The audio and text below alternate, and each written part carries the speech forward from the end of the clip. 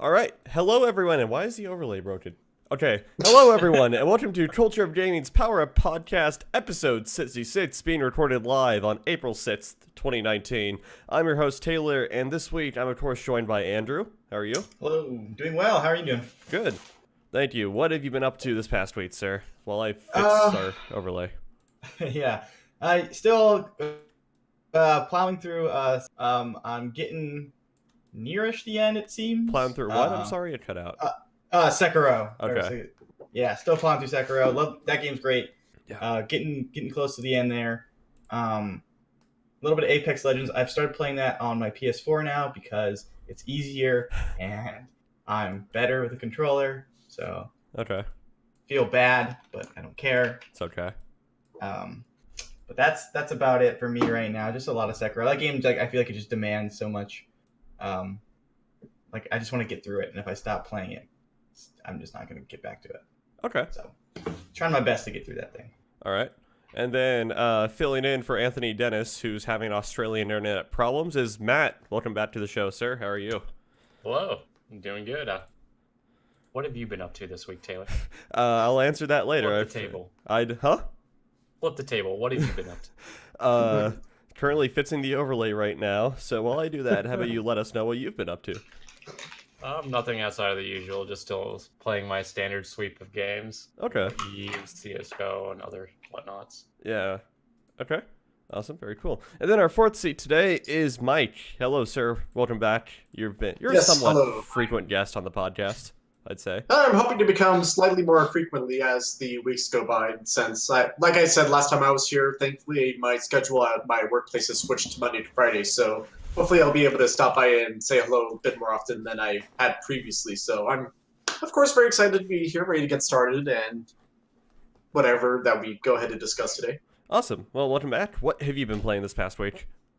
Recently, just for quick context for everyone out there, I have not been much of a PC player because I never had a PC, but it's actually been thanks to Tyler that I have a brand new PC that I built from the ground up. So I've actually been checking out Final Fantasy XIV, the MMO. That's been pretty interesting. Okay. And outside of that, it's been the random assortment of miscellaneous games like, right now I'm checking out Assassin's Creed Odyssey for, various reasons of sorts.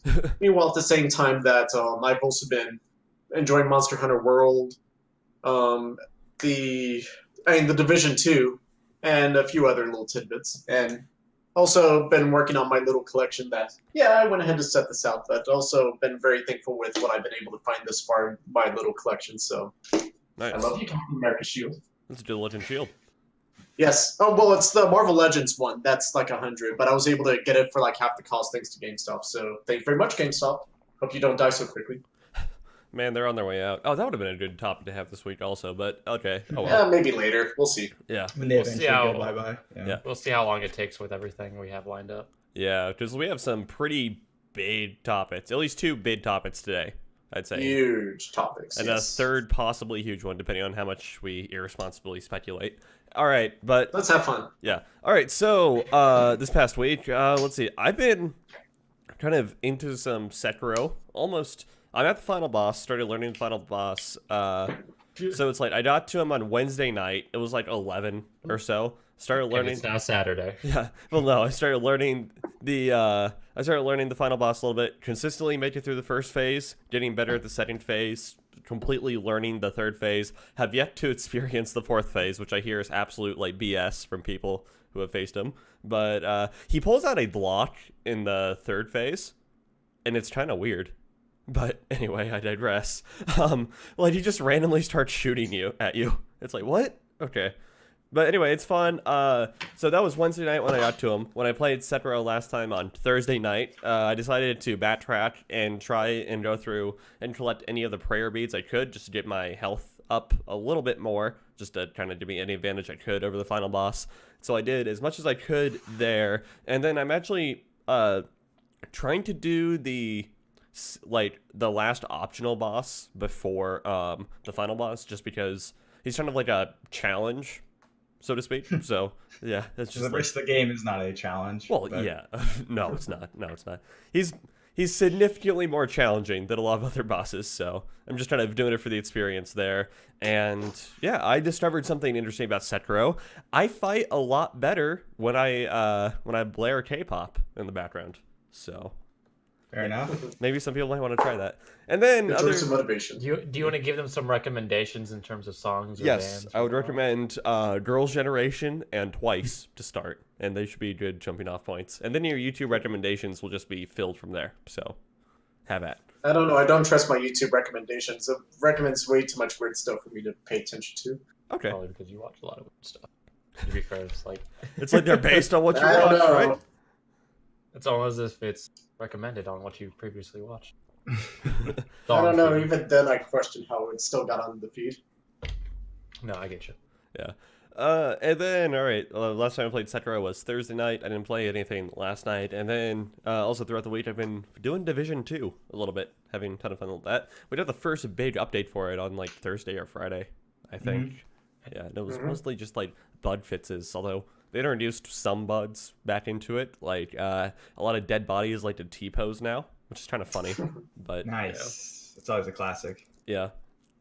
They didn't bring back the one where after you use the skill, it suddenly disappears, did it? No. Okay, thank Yeah. God. I hated that stupid glitch. Yeah, that was mostly, it's like a lot of the buds that the patch addressed. Successfully, was a lot of the skill-based buds and everything, letting you know with the recovery hive skill or something, it wouldn't go off all the time. So, yeah. My question is, my character's always had the issue where the feet have never existed. There's just nothing where the feet are supposed to be. So I'm like, my character finally a feet now? I haven't played it since. That's weird. We'll find out. Yeah. All right, so our main site is, of course, culturegaming.com. Head on over there, check out all the latest gaming news, reviews, and opinion pieces. We have a Facebook community group, both for the main site and the Power Up podcast. That is facebook.com/powerpod and facebook.com/cog.net. Discord. We have a community Discord. We can find everyone you see on the show right now there. So hit us up with the you guys can get the invite to the Discord by clicking the link on the sidebar of the main site. Then Twitter @cod.net, Instagram @cultureofgaming, youtube.com/cultureofgaming, twitch.tv/cultureofgaming, and myspace.com/powerpod. We have a MySpace page for the Power Up podcast. No one updates it though. So yeah, Perfect. you can No ask one us. uses it, no one updates it, just like MySpace. Yeah. While we're live, you can ask us questions on any of the aforementioned channels, but please bear in mind that we would prefer it if you asked your questions either during the live Twitch chat or on Twitter or in our community Discord. Those are the places we'll be most likely to see the questions as we're live. Anyway, so jumping right into the gaming news. What day did this happen on? Like Wednesday? No, this happened on Thursday, I think. Massive. Tuesday. Huh? Tuesday. Oh, it was Tuesday. Neither one of those. Got it. Okay. Yeah, it was Tuesday at 11. Okay. Nailed it. Okay. So, Schry Guy, or Jason Schreier, big editor and writer over at Kotaku.com, did this massive article, absolutely massive article, detailing what went wrong with BioWare and Anthem during its very troubled 7-year development cycle. So, that is, of course, the dominating headline this past week. It's still being talked about today, even. So, yeah, has everyone here read the article? I have not read the article. Okay. I've read it, and I've heard a lot of people talk about it. Okay. Matt, you've Same. read the article? I've read the majority of it, and I've watched several videos on it. Okay. All right. Yes, I read the article also. So, the TLDR is basically... Anthem basically got started in development in 2012 or so. Or right after Mass Effect 3 launched is pretty much when they started doing work on Anthem. And so they spent a lot of time in what could be described as pre-production. And basically, they were just throwing around a bunch of ideas and concepts, and nothing was really getting built or done and everything. And a lot of key game design decisions that came up would be decided through meetings of leadership and senior producers and developers and everything. But the problem is that at the end of those meetings, nothing would get done. No decision would actually be made. So it's the game was in zero progress for a while. The Frostbite engine, which EA was, technically EA was requiring, but it was ultimately the BioWare decision to develop Anthem in Frostbite at the time. But because at the time they actually didn't have to develop in Frostbite when Anthem first started production. So yeah, that's kind of interesting. And so it's like there was no BioWare. By the end, they were required, correct? By the time Anthem would have released, this policy would have been in place. But technically, Anthem could have released because it without it because it started development before that mandate. "Quote unquote" Essentially started could have been. development. Yeah. Yeah. Technically speaking, it could have been just like Apex Legends, to where, by the time they started to implement the rule about the Frostbite, technically companies who were working on games before that could have, not used the Frostbite. But BioWare wanted to use it, and we saw the end result of that. Yeah.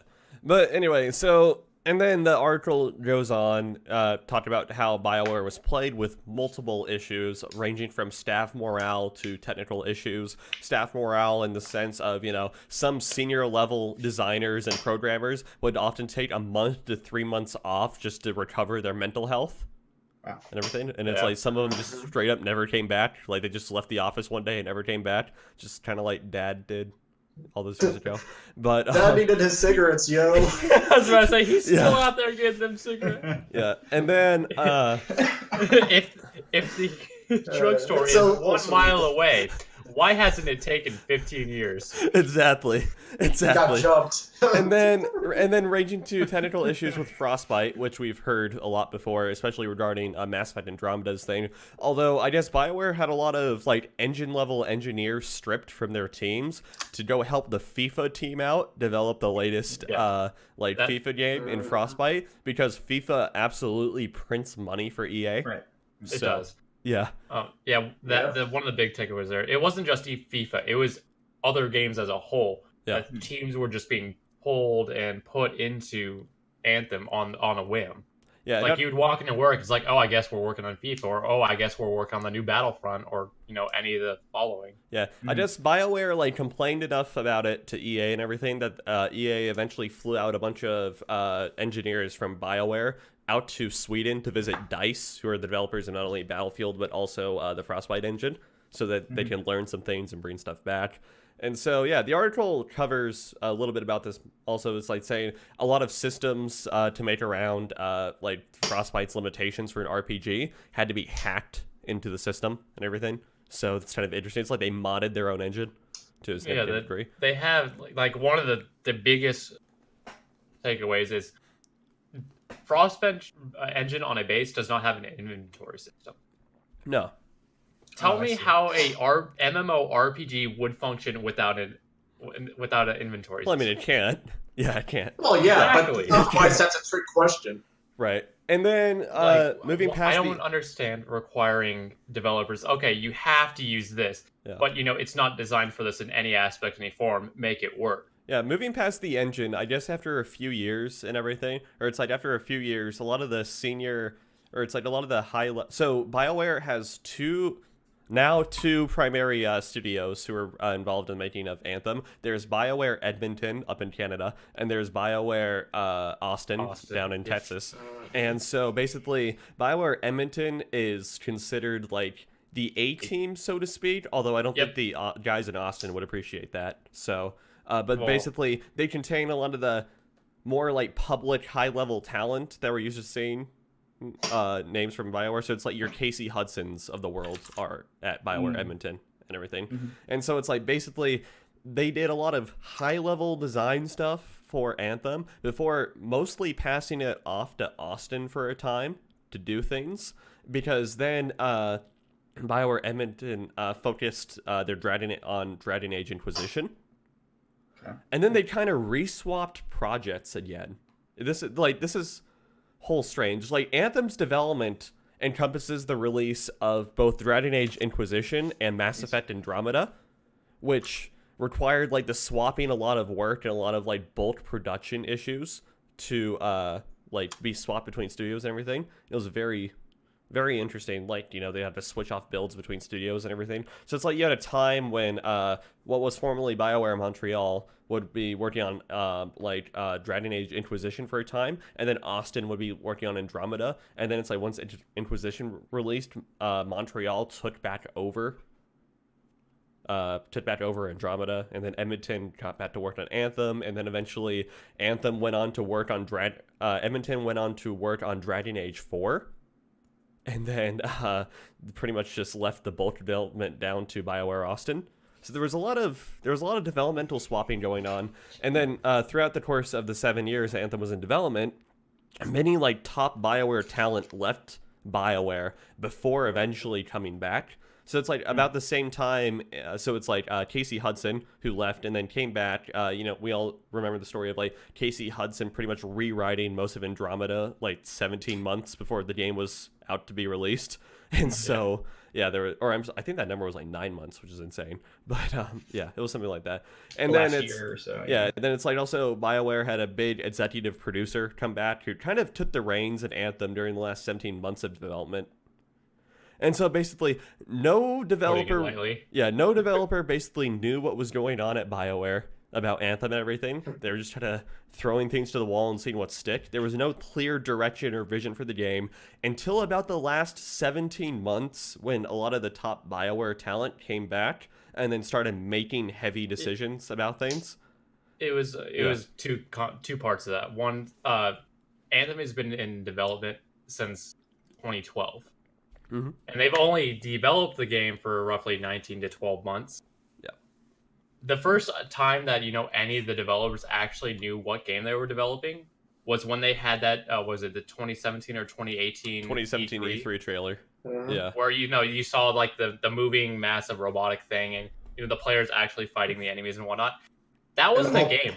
There was nothing was developed. It was just there. That's what they created. And the developers, that's the game we're creating. Yeah, so it went from there. It basically cut a trailer outlining the vision for the game to get everyone. It's like, oh, so this is what we have to do and everything. Yeah. And then also, you also had developers also questioning if we could actually do such things. Right, to which many of the answers to those questions were no.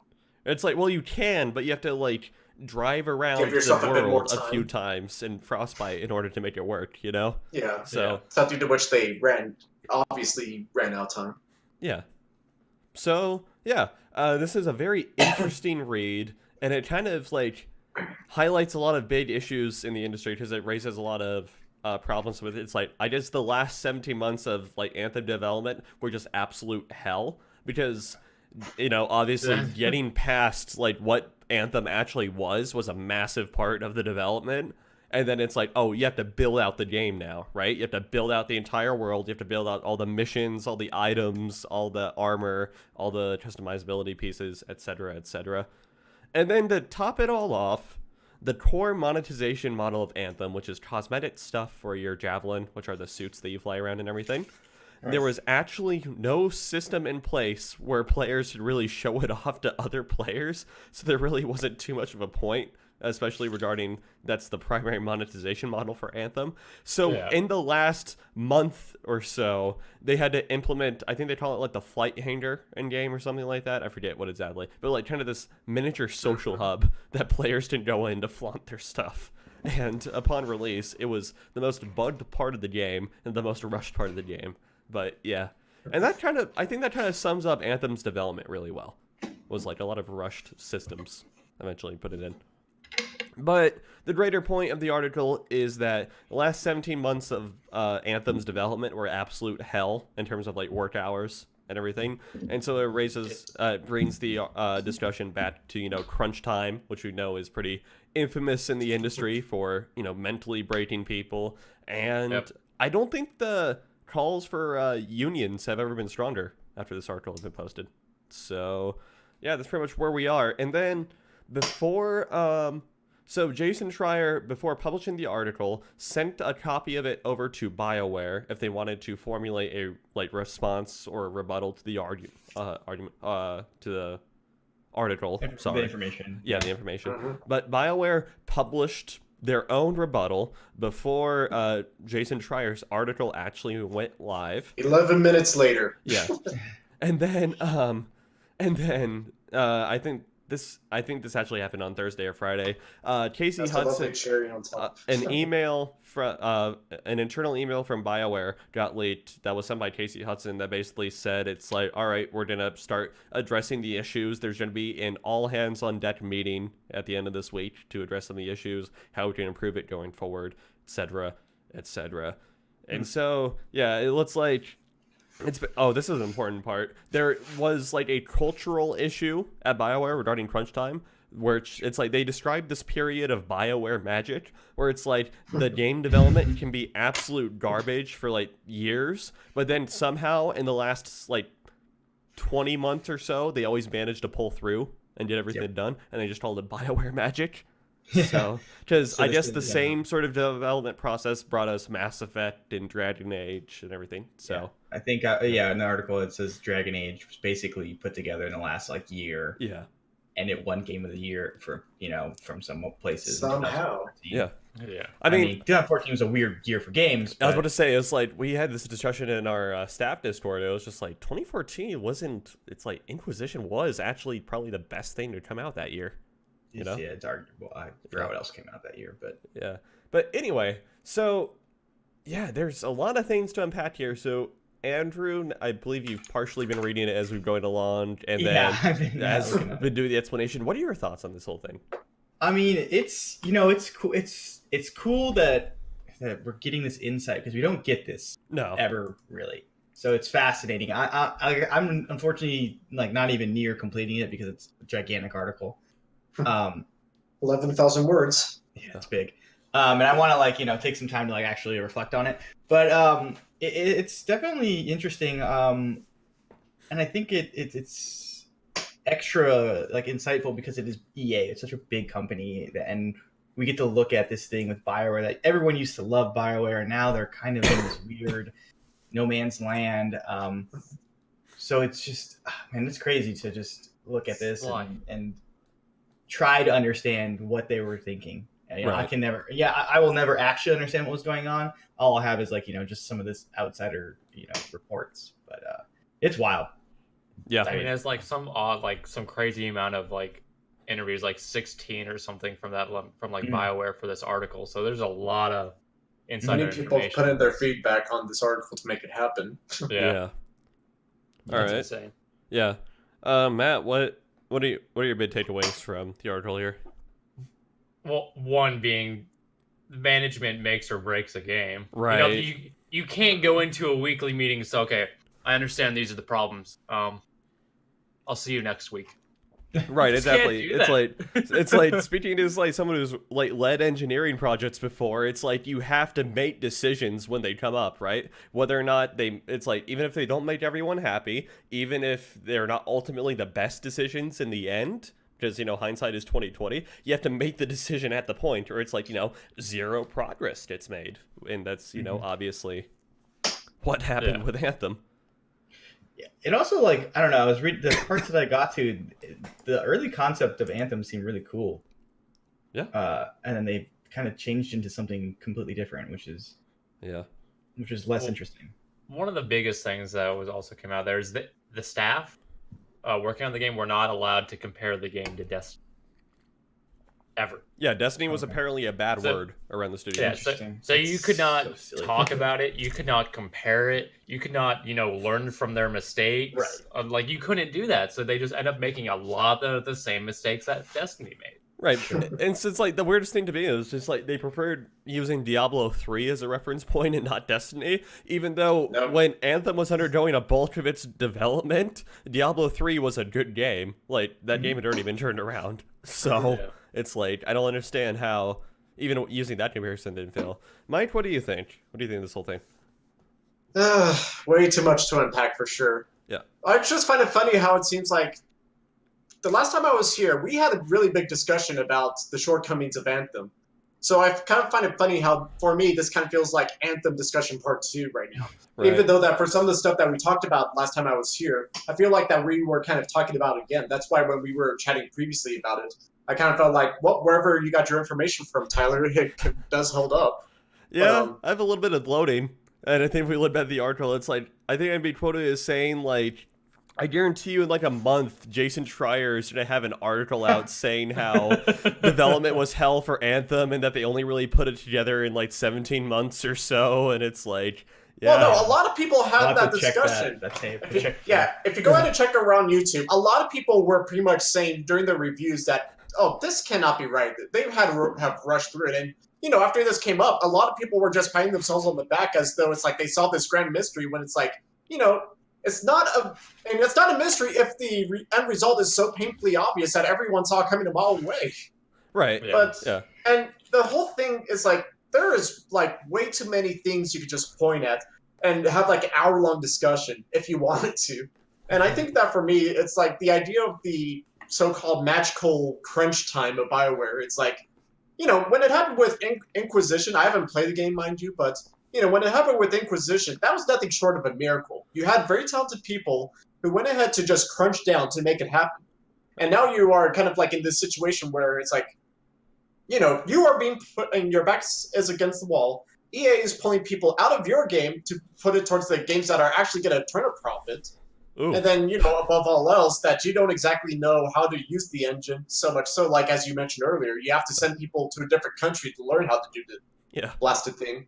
Where it's like, yeah, no matter how much you say crunch time will work for us, that is so disillusional. It's like if you were to go ahead to decide to study for a big test the day beforehand and pretend as though, okay, if I do this really big study session, I'm going to get 100. No, shit doesn't work like that in real life. And it doesn't work in this case either. And it's like, so much nonsense that it's like, you know, it's overwhelming and it's even more ridiculous. Analogy, but Yeah, that last analogy. Like, But, I've okay. done that many a time. But I get the sentiment. Yeah. Yeah, well, I mean, it works for It's not some a good people idea. some of the time, but it doesn't work for all the people all the time. Oh no. And it's Also- like, you know, and above all else, that it's like, you know, it's all entirely big mess, and it seems like it's ridiculous to try to say, like, you know, to call out Jason on how his article may seem like unrealistic or unfavorable, or however that the BioWare response put it. And it's like, you have like 10, 20 plus people literally calling you out for like 7 years of zero progress, or the 5-6 years of pre-production, right up till the point to where people finally found out what they're doing, right as everyone else knew what they were going to be doing. It's like, yeah, it's overwhelming nonsense, and it does seem as though that sooner or later the union game does need to come into play here for the game industry. Yeah. Yeah, but so really quick, just like the greater implication of the BioWare magic was that like not only did Andromeda and Anthem come together during this time, but so did Inquisition, and so did Mass Effect 3, and so did Mass Effect 2, and so did Mass Effect 1, and then so did Dragon Age, so did Dragon Age 2, you know, all that sort of thing. It's like, the implication is that this is like such a culturally ingrained thing into BioWare as a studio, that it's like, they almost believe they can just try to sit there, not get a whole lot of things done for most of the development cycle until the last 17 months. It's like, you know, they finally, oh, damn, this is happening, you know? Like, well, crunch time is not supposed to be like, you know, Vegas, to where it's like, you know, you just keep gambling and gambling, and then you just wait to see when it finally comes up to where you lose all your money. yeah. I mean, yeah, if you have a luck streak going, go for it, but sooner or later you have to realize when you need to cash out. And it's like, you know, and in this case, yeah, they definitely struck out. Fair enough. All right, so yeah, just to address the BioWare responses a little bit, the first one that they published seemed like they didn't actually read the article that Jason sent them before publishing it, Yeah. and then the second I one, read the response. yeah, and then the second one is, or it's like the leaked email, rather, it's not an official response, at least. The leaked email definitely seems to say that it's like they might be taking steps to acknowledge and try to correct the issues. I mean, obviously only time will tell. It looks like the next release from BioWare Try. yeah, it looks like the next release from BioWare will be Dragon Age 4 in a couple. I'd say that's probably gonna come next gen. That's gonna be a next gen release at this point, and Most then likely. after that, Mass Effect, which again will be next gen release. So, yeah, right now it's Anthem currently stands as, I don't want to say being in maintenance mode, but BioWare Austin has definitely taken over a bulk of like They're whatever. definitely on damage recovery. Yeah, and damage control mode for it. So I guess one bigger discussion topic to bring out of this is it time for a union, like video game developer union? As someone who does not develop video games, it sure seems that way. There's lots of people getting laid off all the time, and it seems in like not like proper fashion and almost like illegal work conditions going on. Yeah. So yeah, I definitely say I'm all for it. I mean, Okay. It does really seem like EA would be the main reason why the industry should unionize, essentially. That, a lot of people have not been hesitating on saying, oh, EA's getting the shotgun ready and is about to take Old Yeller to the back to go ahead to put him down, if you will. But it's like, as cruel as it is to say that EA is about to murder another studio, even though we know it's probably not going to happen with Bioware, or at least hopefully not yet, that it does seem like EA is the very reason why there should probably be some unionization for not just Anthem, not just for Bioware, but literally for everything else that's happened. And, also the layoffs too. It's like, this is just another pinpoint argument in which that you would be able to lay down on top of everything else that we've had up to this point. It's like, again, so much that seems to be overwhelming information. I can't talk straight. This is just way too much. One thing also though is like, as much as as much as the gaming community likes to hate on EA and everything, this actually wasn't really EA's fault, I mean, after 7 Not years, entirely. Right, it's like this wasn't entirely EA's fault. In fact, I'd actually say EA is almost directly responsible for an improved product because Patrick Soderlund, who was, I think, like I think he was like the CFO of EA. I remember he was in charge. Yeah, he was a really high level executive for EA. I remember we talked about his departure from the company on the show before a few weeks back. But basically, Patrick Soderlund, who at the time was working at EA as this executive level guy, it's like he played a demo of Anthem and it didn't have flying implemented into it, okay? And then he said it's like, oh, this sucks and everything. He then later, it's like, quote unquote, this effing sucks. This is horrible. This isn't the game you promised me. Yeah, it's like he hated it. And then it's like he came back a few months later. They showed him a demo with flying in it and everything. And he said that it's like, oh, this game looks great. This is looking good. Yeah, this is much better. This is fun. So it's just like, it seems like, I don't want to say EA was directly responsible for improving it, but like, I don't know, EA isn't, it's like, to me, after reading this, EA isn't the villain in this. It's more of just BioWare's mismanagement is the villain in all this. Mm-hmm. So. Yeah, well, I mean, that's what I was saying earlier after we had the discussion, because, previously, yeah, it's easy to put it all in EA, but essentially, after reading the article, it's like, you could say that EA, they may not have been directly responsible, but you could say that in some regards, they may have been an accomplice. But to go to say that they were 100% responsible for the nonsense that happened with Anthem, yeah, I'll stand up for EA and say that's technically not the case. Yeah. Not 100%, but I would say, like, under half, perhaps. Maybe. I guess like 20, 25%, I don't know. Okay. However much that you would go to say would be for putting more effort into FIFA than anything else. Yeah. You can't necessarily blame EA either, because, after 7 years, they just kind of have to go, okay, give me a game to publish. I Right. need something after this contract. Yeah. I mean, Yeah. most of, if not all of it, falls onto Bioware, in my opinion. If I had to take a guess, I would say that they originally wanted Anthem out by around 2015 or so, 2016. I think that would jive with a BioWare release timeline really well, actually. Like, Yeah. Yeah. That sounds Yeah, right. had they actually met their actual ideas and actually discussed what they were doing, that probably could have been very reasonable to see happen. But no, all that indecision kind of left the game getting delayed for so long that eventually it's like you said, EA was like, guys, we can't keep stalling. Give us game now. Right. Although I will say I was wrong in that it's like, I wonder if EA offered BioWare a delay at the last minute. Just it's like because of all that had happened, and it's just like, oh no, turns out they didn't do it in this case. We know that they offered Andromeda a delay at the last minute, but BioWare themselves turned it down. But this wasn't the case for Anthem. And to kind of step back as well, I looked up to see what games released in 2014 around Inquisition, and you have Destiny, which was garbage on release. Shadow of Mordor, which was fairly solid, Far Cry 4, Yeah. Advanced Warfare, Evil Within. It's like not really a notable year.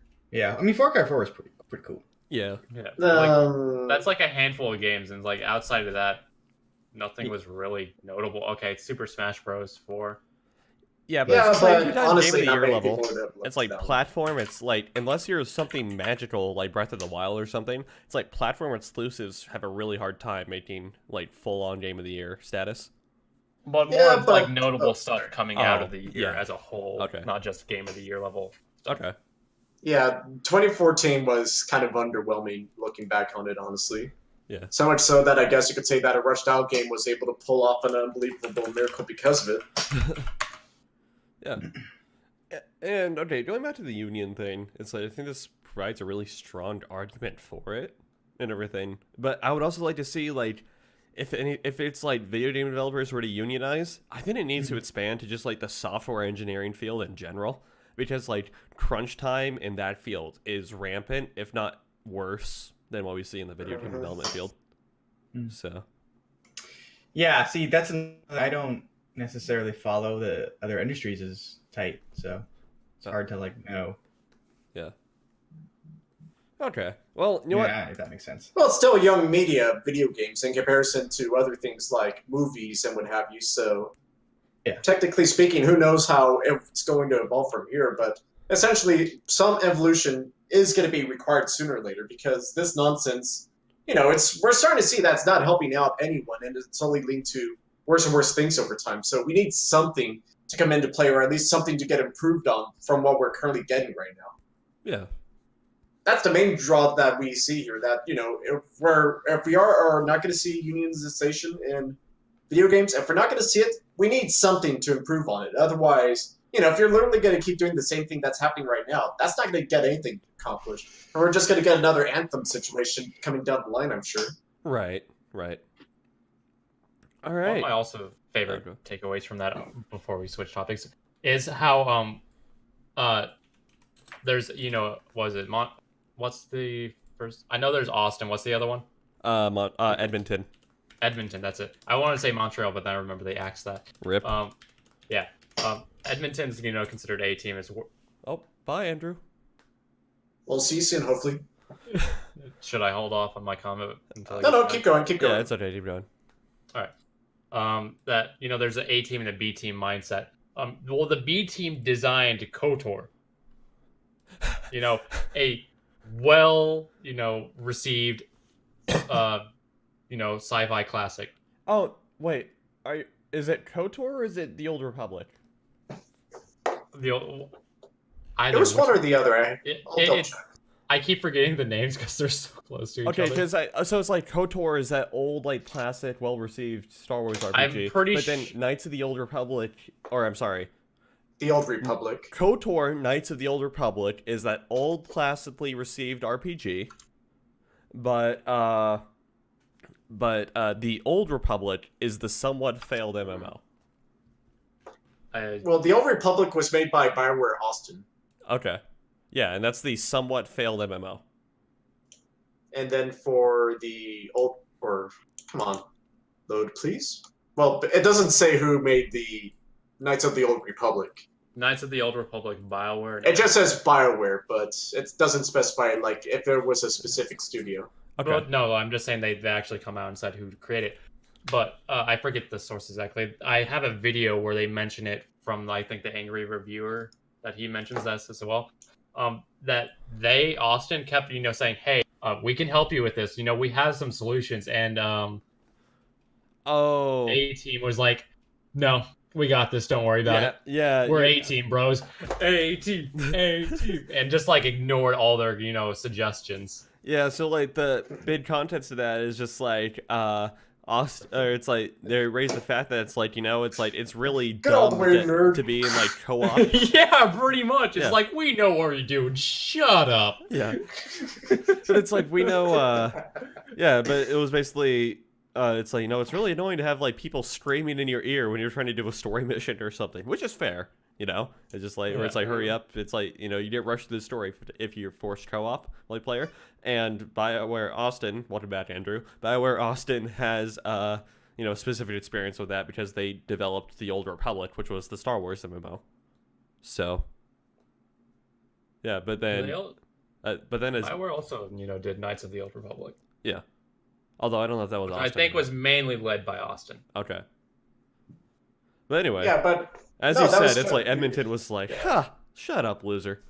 Shut up! And it's like, do you know the games that we have made? We have made glorious games. Yeah, and we do pretty not much. need to listen to you lower life forms to know how to do what we need to do. Oh shit, no! what was like? There was another thing that I forgot that was like weird with the development of this game. I mean, I don't know. Like I maybe. said, there's way too much to unpack here that we're Did not going to be able to Andrew cover die it all. Did Andrew died yet? Yeah. He looks like he's froze. frozen in place. Yeah. No, he's just that good at staying still. Yeah, really. Okay. Yeah, there's another topic that was about this. I kind of forgot off the top of my head. Oh yeah, there's a mission in it where you know you have tasks to complete before you could literally advance to the next part of the game. You have to like complete a certain list of things to do. Yeah. Oh This- god. They literally said, yeah, this was to pad out game time because it was either that or literally putting a time gate on it where you had to wait several days before you could accomplish this task. The fact that was even like that second option was even considered is That just was like ridiculous. you to me. learned it nothing I over know. the past 10 years of gaming. Yeah, it's just like that's ridiculous. Rip. Bye, Anthony. Yeah. Bye, Choices Overlay. were Rip in made, yeah. peace. Yeah, it's just like the fact that was even considered is insane. You know, it's just like that is by far the worst thing you can do, right? Like, It's mind blowing. yeah, Think of the literal. Oh wait, sorry. Go ahead. I'm surprised you haven't made a second scene where when it drops to 3 people like this, you just transfer to that and it works. there's no consistent way to do that.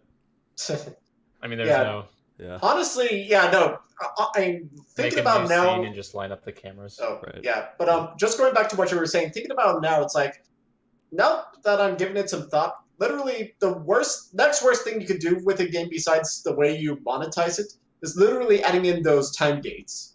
Because it's like, yeah, you know, you are literally padding out the game for the sake of just extending it out. That you are putting in a roadblock that says, you know, you cannot proceed any further until blah, blah, blah happens. And it's like, for the majority of the people who are playing Anthem, they would have no idea of how to do that.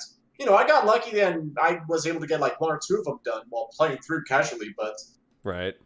you know, overall, though, it's like, you know, for the people who weren't really trying to do it and just trying to rush through it, you know, Yeah. stab your progress, if you will. Right. Okay. And it's just like There we go. it's very. It's just like this whole thing is bizarre. Like It is. It really is. It Like really it's just is. like it's Yeah, very, no, I'm at a loss of words literally throughout this whole thing because it's like, you cannot think that it can't get any worse or that there's like something else that you can't believe that's, you know, that's happened. And then it's like another thing gets stacked on top of it. Oh, here we Yeah, go. exactly. You need Like, the no matter next how many paragraph. times that you go ahead to, you know, I'm trying to figure out how to say this. Stephen King would probably take notes from this Kotaku article in terms of how to go ahead to keep escalating the situation further and further, probably, if you Right. wanted to. How to keep a power creep going. Yeah. How to Yeah, pad because- out your story. Yeah, right. For lack of a better way to put it. Take a note from Because- Kotaku, not necessarily from BioWare. Yeah. Andrew, hello. Hi. I don't know what's happening. We can Alright. hear you at least. That's the important part. That's a good start. Okay. So Okay. Yeah, overall, it's way too much information. But no, the article itself, though, by Jason, A+. If there was a way to go ahead to give it an applause, I'm pretty sure everyone just- would have been standing at the end of it and giving it an Oscar because of literally everything that went into making that happen, I'm sure. So Yeah, you know, an kudos amazing to you, article that Jason. deserves It an was- award. it was beautiful. It's the Citizen Kane of gaming journalists. oh man. Okay. It's like Boo. Pulitzer level. That's a bit like journalist award, right? Pulitzer. And give Prize. him a Nobel Peace Prize. All right. Okay, maybe not that far. All right. So I'm sick of talking about Anthem on the show. Okay. I never want to mention it again. Although Until next week, guys. until next Stay week when some tuned. more drama comes out, we're going to talk about it, right? But I mean, what? Like, there can be no more drama because we literally just got all of it. oh, believe me, there's going to be Do more. I need to remind you about Fallout 76 and how it's still getting news Yeah, even to this day? Yeah, there Yeah, can be but we're more. not talking about it, are we? Anthem, I'm hoping that Anthem does not go to Fallout 76 levels of what the hell's going on here. But it's like, it really does seem like with each passing month, we're somehow getting to that point somehow. Right. Who knows why or how, but apparently that's where where we find ourselves. Yeah. When we now look at this gigantic compilation of what just happened. Yeah. Again, I'm at a loss of words. I'm literally repeating myself with the insanity that was on display. I mean, that's we've discussed so far for the last hour. Okay. So, yeah, I Let think me we check the uptime real quick. it's 52 minutes. So we should move away. Long enough. So let's stop talking about Anthem. And let's talk about, I don't know, you guys might remember that Wait a second. basically a few weeks ago we talked about this. To call it a screenshot would be doing it a disjustice, or like screenshots themselves a disjustice. We talked about this photo that was taken of a monitor that was supposedly leaked the location of the next Assassin's Creed game. But it looks like there's some evidence saying that it's like that might indicate that's wrong, and we were wrong, and well, we don't know what we're talking about. So, Mike, what is this? Okay, so the rumor mill continues to go ahead to give us such wonderful things when we talk about the miscellaneous things for Assassin's Creed. Gonna have to spear up for just a bit longer. I promise I'll put it down after we're talking about this. But essentially, in the Division 2, people have been noticing these posters that have been coming up of Viking holding the Apple of Eden. Okay. The Apple of Eden being a very important item in Assassin's Creed. If you play the games, you know that whoever has the apple basically gets to play God for the time until you murder them. But because of this, a lot of people are now under the impression that for the next game in the Assassin's Creed, that will probably be just like Odyssey and Origins, maybe the set in ancient the trilogy, as they're calling it now, or whatever. yeah. That the next one is going to be set with Vikings. Yeah, I was holding this off to the side Daddy too. Kratos is gonna show up and wreck some people. Yeah, but essentially though, Vikings and Assassins. That's apparently where we may be going with the next game. And I find myself scratching my head trying to figure out why Ubisoft hates Japan. But that's a topic for another time. I mean, we just got Sekiro, so I'm, No, I'm glad we got that, but at play the that same game time and though, scratch it's your itch like for the moment. I don't know, for some reason I keep finding myself asking, like, Ubisoft, why are you so afraid of Japan? Why can we not have samurais and ninjas if you've literally done everything that has been not samurais and ninjas up to this point? Literally now, since we're apparently maybe doing Vikings in the next game, but we'll see if we get any word on that. But apparently the teasers are making people think that could be what the next setting's going to be, to which, could be interesting, although it's an even further step away from Assassins from what we got for Assassin's Creed Odyssey. Okay. So, interesting old saying. well, you know what? I'm going to throw the hot seat over to Andrew because reasons. What do you think, reasons. buddy? Let's do this. I got Ubisoft's plan. I have to say this: my significant other works at Ubisoft and has worked on Assassin's Creed. That's why I love talking about Ubisoft rumors. Yes. So I know nothing about it. I honestly do not. But here's my idea. In fact, she's in France. She's in France right now, so Okay. working on fun stuff. She's meeting up with what's his name, the main guy there. I know exactly what you're talking about. Actually, I remember his face from E3, but not Yeah. like his name. Okay. Anyway, go ahead. I'm not really meeting with him. I'm kidding. They're just putting stuff out there because they're just going to try to confuse everybody. Like, you know what? We have such a leaky ship. Let's just put out Viking Everything. stuff. Let's put out the Rome stuff. Let's put out whatever. Everyone's going to be so confused. No one's going to know which one's real and which one's not. Perfect plan. It's going to work. Do you think And then Ubisoft has like 3 different builds of a game? And it's like they release like they just they release different leak skin and versions. no, it's like and they see which one Throw it at garners like the dartboard. most positive press and eventually build that one out and release it. I mean, it's not that hard to make a little poster of a Viking. Yeah, exactly. And you just see know. how the response is. See how people react. Yeah. I don't know. I think Vikings would be cool. People really like what's the pirate one for Black Flag. Yeah. and like Yeah. it could have a similar vibe, and a little less, serious and a little more just like, hey, he killed a dude and now he's killing more dudes, kind of vibe to Viking it. things. Yeah, like Vikings are inherently pretty gnarly, and there's lots of killing going on. I don't know how they would tie it into their like overall branching story, because it seems, I don't know. Well, I'm sure they would, because it makes no sense to me anyway. But really, the majority of the ancient games from Origins and Odyssey don't really tie into the actual overplotting story, because it's like a side B story until they decide, okay, let's bring it all together again.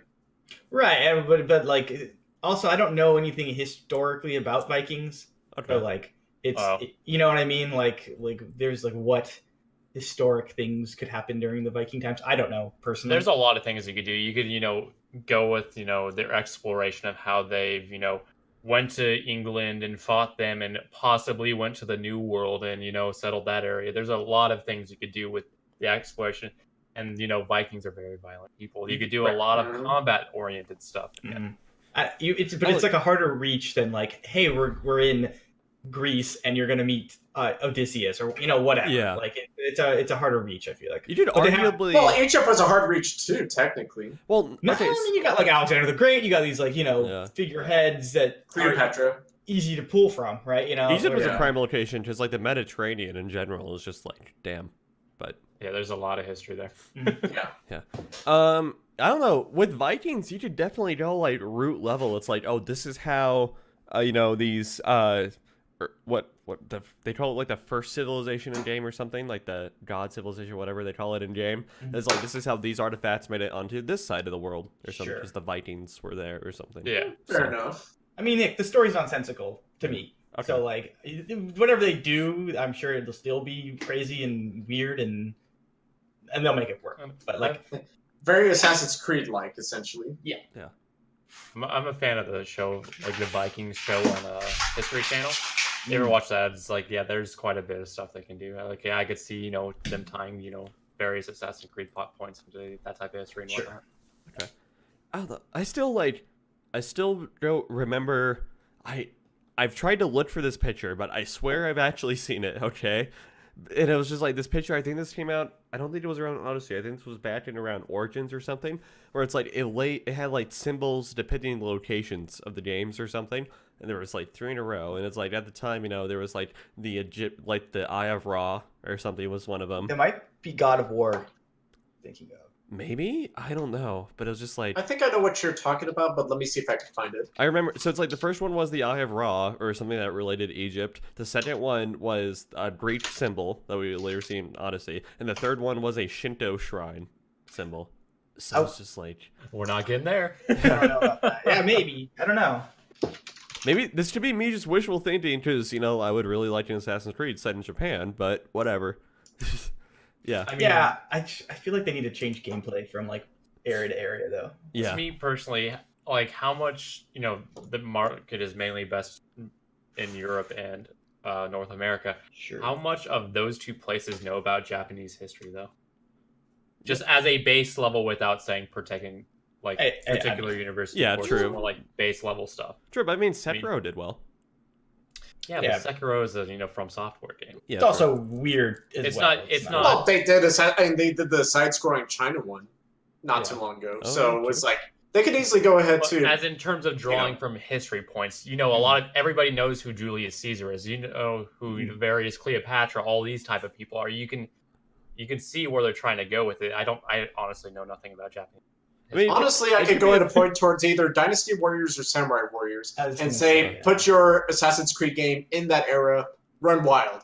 Murder Nobunaga Oga for all we care. Or Oda, sorry. That's Nobunaga not horrible. Oda. That called the Three Kingdoms. Or That'd be something like horrible. No, the Three Kingdoms was for China, for Dynasty Warriors. that. Oh, okay. I forgot. Well, I mean, like, Goku? three- Sengoku? Three. It slips in my mind. Okay, like Three Kingdoms was an actual like warring states period in Chinese history, though, which Right. is like, I mean, Chinese Mhm. history itself is pretty cyclical, and I guess I'm under the impression that like Japanese history is kind of the same, also, at least like ancient. But it's like, I don't know, maybe this could be a time to introduce like ancient Asian history or something to the world a little bit more. Mhm. So I don't know. Yeah, something for that. Yeah.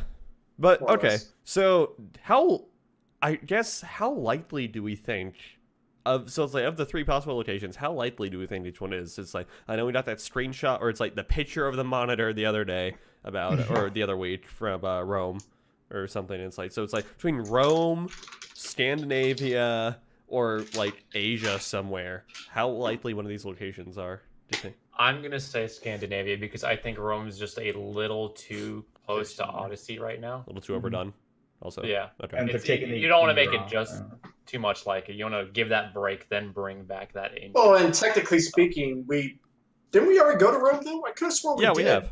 No, we've Yeah, been, so Ezio I mean, was we all could about go at a Italy. different time, and they've done it before, but I would think that they would want to try to avoid the revisiting as much as possible. Yeah. Yeah. Okay. Reasonable. All right. Andrew? Yeah, I'm like 50-50 on Rome and like the Scandinavia, like you were saying. I think those are probably the two obvious ones, and I think anything like Asia related is probably in the pipeline somewhere, but I don't think it's coming soon. Okay. Not anytime soon, unfortunately. Okay. And then, yeah, I guess for me, I don't know. I did like the revisit to Rome idea, especially with Ubisoft now. But I don't know. I'm super down for Vikings. Like, I'm super down for Vikings. So, Oh yeah. I think I wouldn't complain. yeah. Although I feel like Vikings aren't stealthy; they just kind of just go up there and just murder everybody. Well, we didn't think that you could be stealthy in Actually- Odyssey either, and they were able to make that work. You'd be surprised how stealthy Vikings can be. I know, actually. but as someone who knows nothing about it, and it's just like, Well, to give you an idea, their boats can, unlike Western civil or more like England and the rest of Europe, their boats can go by ocean and by river as well. sure. They don't need to bring anything extra or leave anything anywhere. They just go from one to the other without any. Yeah. Okay. Yeah, they can be very vicious, those Vikings. Yeah. All right. So God, I love that. that would, I don't know, that would actually totally, so it's like Vikings were actually somewhat innovative when it came to surgery. So it's like the amount of like mechanical weapons they could integrate into the body would probably be an interesting factor in play, So, Yeah, no, definitely for sure. I would be all for Ubisoft doing more Vikings after For Honor. Okay. It's like, we remember the arrow and the One knee more joke from weapon. Skyrim, Vikings. right? Hmm. That was actually, it's like, that specific injury was actually written about in Viking texts as being just like absolutely brutal to like heal or cure or anything. Yeah, Because it's like it's once like, a kneecap is broken, yeah. just like not much you can do. Yeah. So, Yeah. yeah, okay. And then, really quick, Persona 5 on Switch, yay or nay? Sure. Yeah. Yay? Okay. Yeah. I'll play the game if they release it on Switch. Yeah, so it's like Yeah. allegedly, you're gonna be gone for like 100 hours, by the way. But, Yeah. Fine by me. yeah. But, yeah, alright, so it's like, April 25th, announcement coming on April 25th for, Atlas And announcing. P5S. Okay. Because, yeah, I want to quickly touch base on this. I didn't plan on talking about this as much in comparison to the news about Assassin's Creed, but yeah, on April 25th, there's something that's related to something called P5S, which is, of course, something for Persona 5. Yeah. But this isn't the Persona 5R or Persona 5 Royal that we got the announcement for a while back. Okay. And it doesn't take a genius to go ahead and think of what does S stand for in the world of gaming. Switch. And considering that Joker and Smash is probably going to be happening here fairly quick, that a lot of people are on the speculation that on the 25th, that's going to be the time we're going to get the Persona 5 Switch announcement, and maybe even a trailer for Joker in Smash, and who knows if that may also be the day that Joker will be out on Smash Ultimate. But I was gonna say, I'd I hope at thought this that would point be a an interesting release. talking point. I was gonna say, I hope at this point a release for Joker on, on Smash. Yeah, a lot of people have been concerned about that because everyone thought that Joker was going to be coming out in April. But apparently that for the timeline for Joker being out on Smash, apparently it just says like early 2019, but it doesn't say April anymore. So people are under the impression that May may be the time that we'll finally get Joker, even though April could still be a very good possibility. Okay. I just want Joker in Smash by now. I want to go and buy the season pass already. Yeah, they're doing not a great job. Give me a reason, Nintendo, please. I want to love Smash still. Yeah, this is like a little bit. It's been a long time, and they're not doing a good job of bidding people. Outside of the plans. Yeah, But that's about it. They're not enacting on the plans. That's the important part. Yeah. Yeah, no, and that's a really big concern, that's for sure. Okay, that's like that can be another whole That's another can of story, worms. yeah. That can be another can of worms to go on for another hour about. But all But like right, I said, we're not going to go any deeper into that outside that. So let's move on. okay. Well, I wanted to bring. Did you guys see that put everything on Switch video? Yes, I That's pretty funny, did. on I April did. 1st. No, I Oh, haven't. this is slightly related. You guys see the Best Buy release? The Best Buy leak?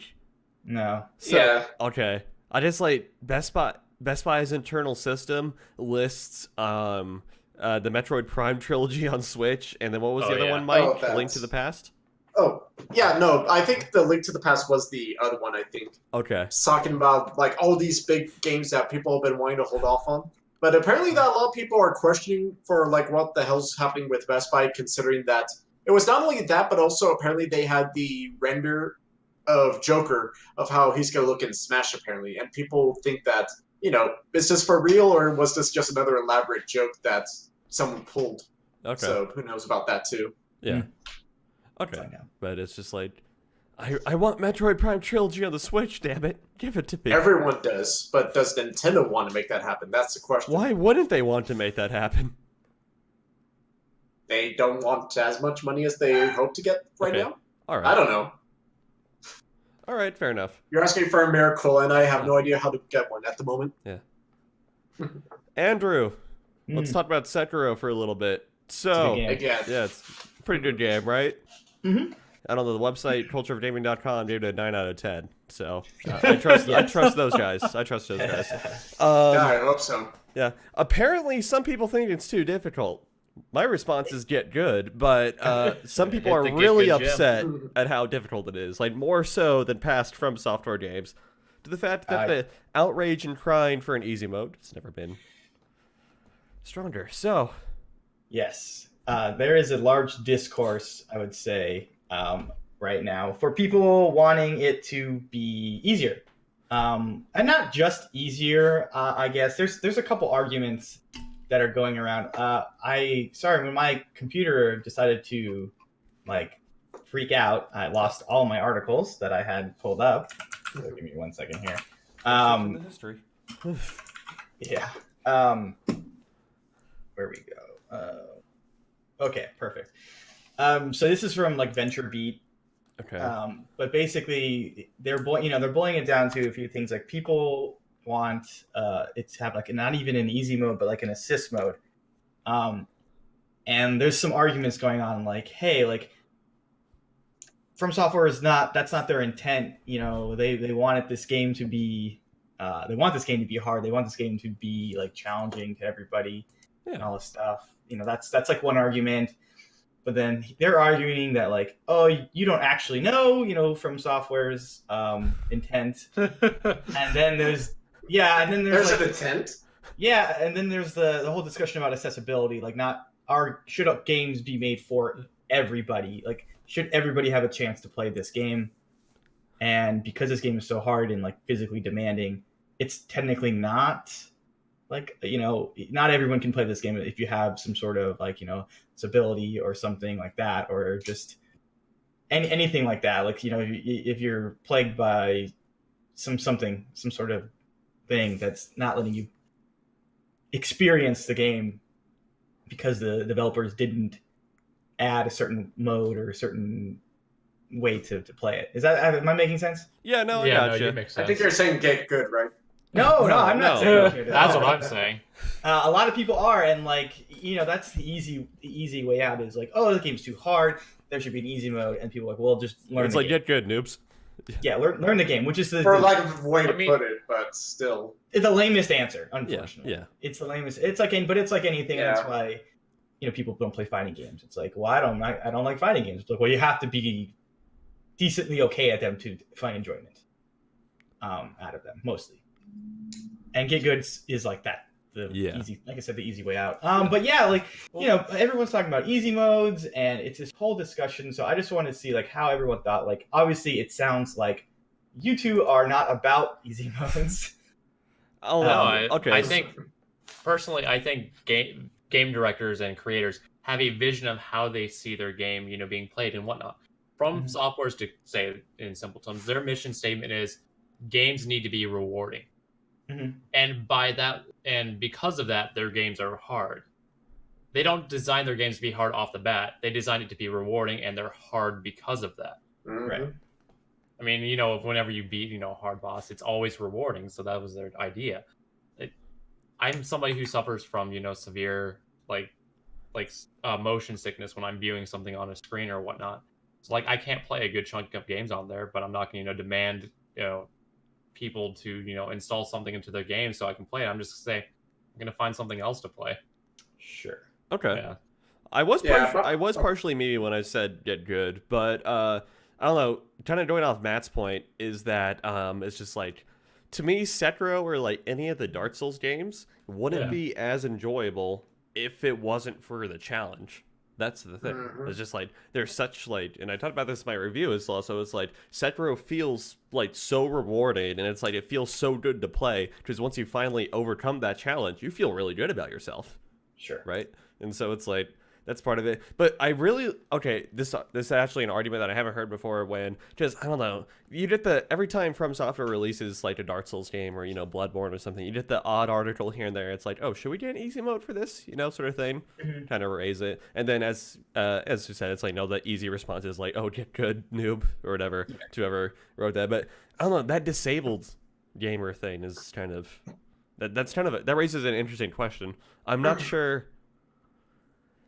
My one opposition to that is the primary defensive mechanism in Sekiro, which is the deflection system, is actually very generous. Yeah, as long as you're not spamming it. Yeah, so it's its margin for error is very, very generous. So it's I feel even with someone who had a significantly delayed reaction time, could still probably get through Sekiro. That's the thing.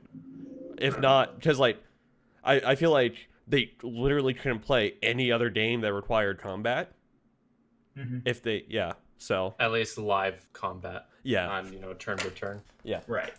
So that's kind of my argument to it. Mike, what do you think? That's kind of hard to say because I admit that it's not that I'm afraid of quote unquote getting good. Yeah. But I will admit that the Souls games in general are usually not my cup of tea. Okay. I mean, for some reason, I still have Bloodborne in my PS4, and from time to time, I like to go ahead and start from the beginning to humor myself to see how far I get before I decide to rage quit. But besides that, though, like what was said earlier, the game was designed to be one of rewardings. That, there's a reason why when you watch someone streaming the game, as soon as they go to beat that really hard boss that they got murdered to 10, 20, 50 times over, that you just see them either burst into tears or start celebrating that they finally got them beat. And, at the same time, though, I'm not expecting to get an easy mode just because I suck. And, if that's the case, then obviously I should be playing a different game. So, I may not play the games, but I respect what the games have done, essentially. And, if we do get a Dark Souls 4, if we do get a Bloodborne 2, or any other Souls-type game, I'm probably going to just glance at it at best. I don't know if I would go ahead and get Shall's Die Twice. I might consider checking it out, maybe later on, but... Okay. Right now, though, it's if people have been enjoying it, just another one in the Souls genre that we really need to give it a better name than Souls genre. Yeah. Well, Okay. Souls genre is the best I've heard. I don't think it falls into that category, really, but... Yeah. Well, it's a something of it, but a lot of people have been trying what I refer to it about as at the I'm gonna bring my review in again because I'm a shill, but it's I refer to it if You want me to link it? no, sure, but if Dark Souls and Bloodborne are brothers, then Sekiro is the cousin to the family. Yeah. And I thought that was a pretty decent way of describing it. But Mm-hmm. so I'm not totally against enhanced easy modes beyond easy difficulty settings. For example, so I watched Ghost in the Shell for one of the classes I'm taking this semester, actually, the old 1995 animation, and I really wanted to play Deus Ex again after watching it. So I booted it up, and it's I turned the difficulty mode to tell me a story. Which is it's very forgiving and everything. It's just I wanted to go through the story of Deus Ex. I wasn't in for the gameplay. But when you have From Software, that it's they don't really try and tell a story. Sekiro has a direct narrative, kind of, but then it's or they have a much more structured narrative. But other than that, it's typical Soulsborne fashion, where it's the story is told through item descriptions and whatnot, and other hints about the world. Yeah, it's at least told through the world. And it's just you don't really play that sort of game for the story, you play it for the gameplay. So, Yeah, as opposed to, Deus Ex, where it's like I'm playing it for the story, because the gameplay actually in Human Revolution is pretty garbage. So, And there's something to say about, like, adaptive, difficulty as well. It's like, hey, if you're dying 800 times on this boss, like, maybe the game should ease up a little bit, in the background, without letting you know. Like, maybe that's a thing that should be baked into some of these games, but it's not from software. I could say the argument of that is like, then take a second and back away from that. Do something else in the game. You can go grind 5 more levels. I know one of Taylor's. I've seen him play. I don't know how many times. He loves fighting Dancer of the Boreal Valley way earlier than he should. Which is a late game boss that I fight at level 20. It's a hard late game boss, and you're supposed to be close to near end game with it, and he's casually fighting it at level 15 for 6 hours. Well, this is, I think, why Sekiro is so polarizing, is because you can't necessarily grind. You don't have the options as you do in like the Souls, where you can do a magic class and buff your magic and do huge damage with magic. You have to fight other things. You have to fight other bosses too in Sekiro. Right. Yeah. You have to play the rules of which they have laid for you, and there's room for like playing around with it, but not nearly as much as for a typical From Software game. So if you're so you can't sit there and like grind up levels. I mean, you can kind of grind out skill points, which I've totally done before in certain spots. Like, I'm like 600 away. I'm just going to kill this guy a couple times and then like get my skill point up. Right. But like, you can't sit there and like get your attack power up. You have to kill bosses to get your attack power up. You have to kill bosses to get your SS blasts usually. So it's weird. They're I think that's why people think it's more difficult than all the Souls games, because you have to play, in this way. Right. However, like there's also like things that we don't know yet. Like there are ways, like everything has a weakness usually, and we haven't figured that out yet. Like, right. There's like a certain boss that like you wouldn't know that if you use the spear on it, you'll do like this thing and it'll like stun it, and then you can just wail on it for a few minutes. So like as a game like gets older, it's only like maybe 3 weeks old by now, not even. Like people are figuring out like kind of the like magic way to kind of get around certain things. Yeah, it's like you're getting better and better strats about how to take on bosses and everything, right? And so it's like, I don't know, there was this there's this article really up quick on PC Gamer right now saying it's like, I beat Sekiro's final boss with cheats and I feel fine. And so it was just like, let's see. I got good with cheat codes. Yeah, basically someone has developed a slowdown mod tool. Yeah, I was gonna bring this up. Yeah. Okay, so go ahead. Oh, so yeah, this like there's basically kind of like the way Celeste works in their like assist mode, but you can mess with like a bunch of stuff like field of view and all this good stuff and slow down the game like on the fly to like, that's the like adaptive mode. Like you can just slow the game down. So if you're getting in trouble with the boss, you can slow him down and parry him or whatever. I don't know. I haven't used it, so I can't exactly tell you. But, okay. It tampers with how the game works. Yeah, it tampers with how the game works, and apparently it's very easy to do, according to this Polygon article. So yeah, and you can also talk about this way.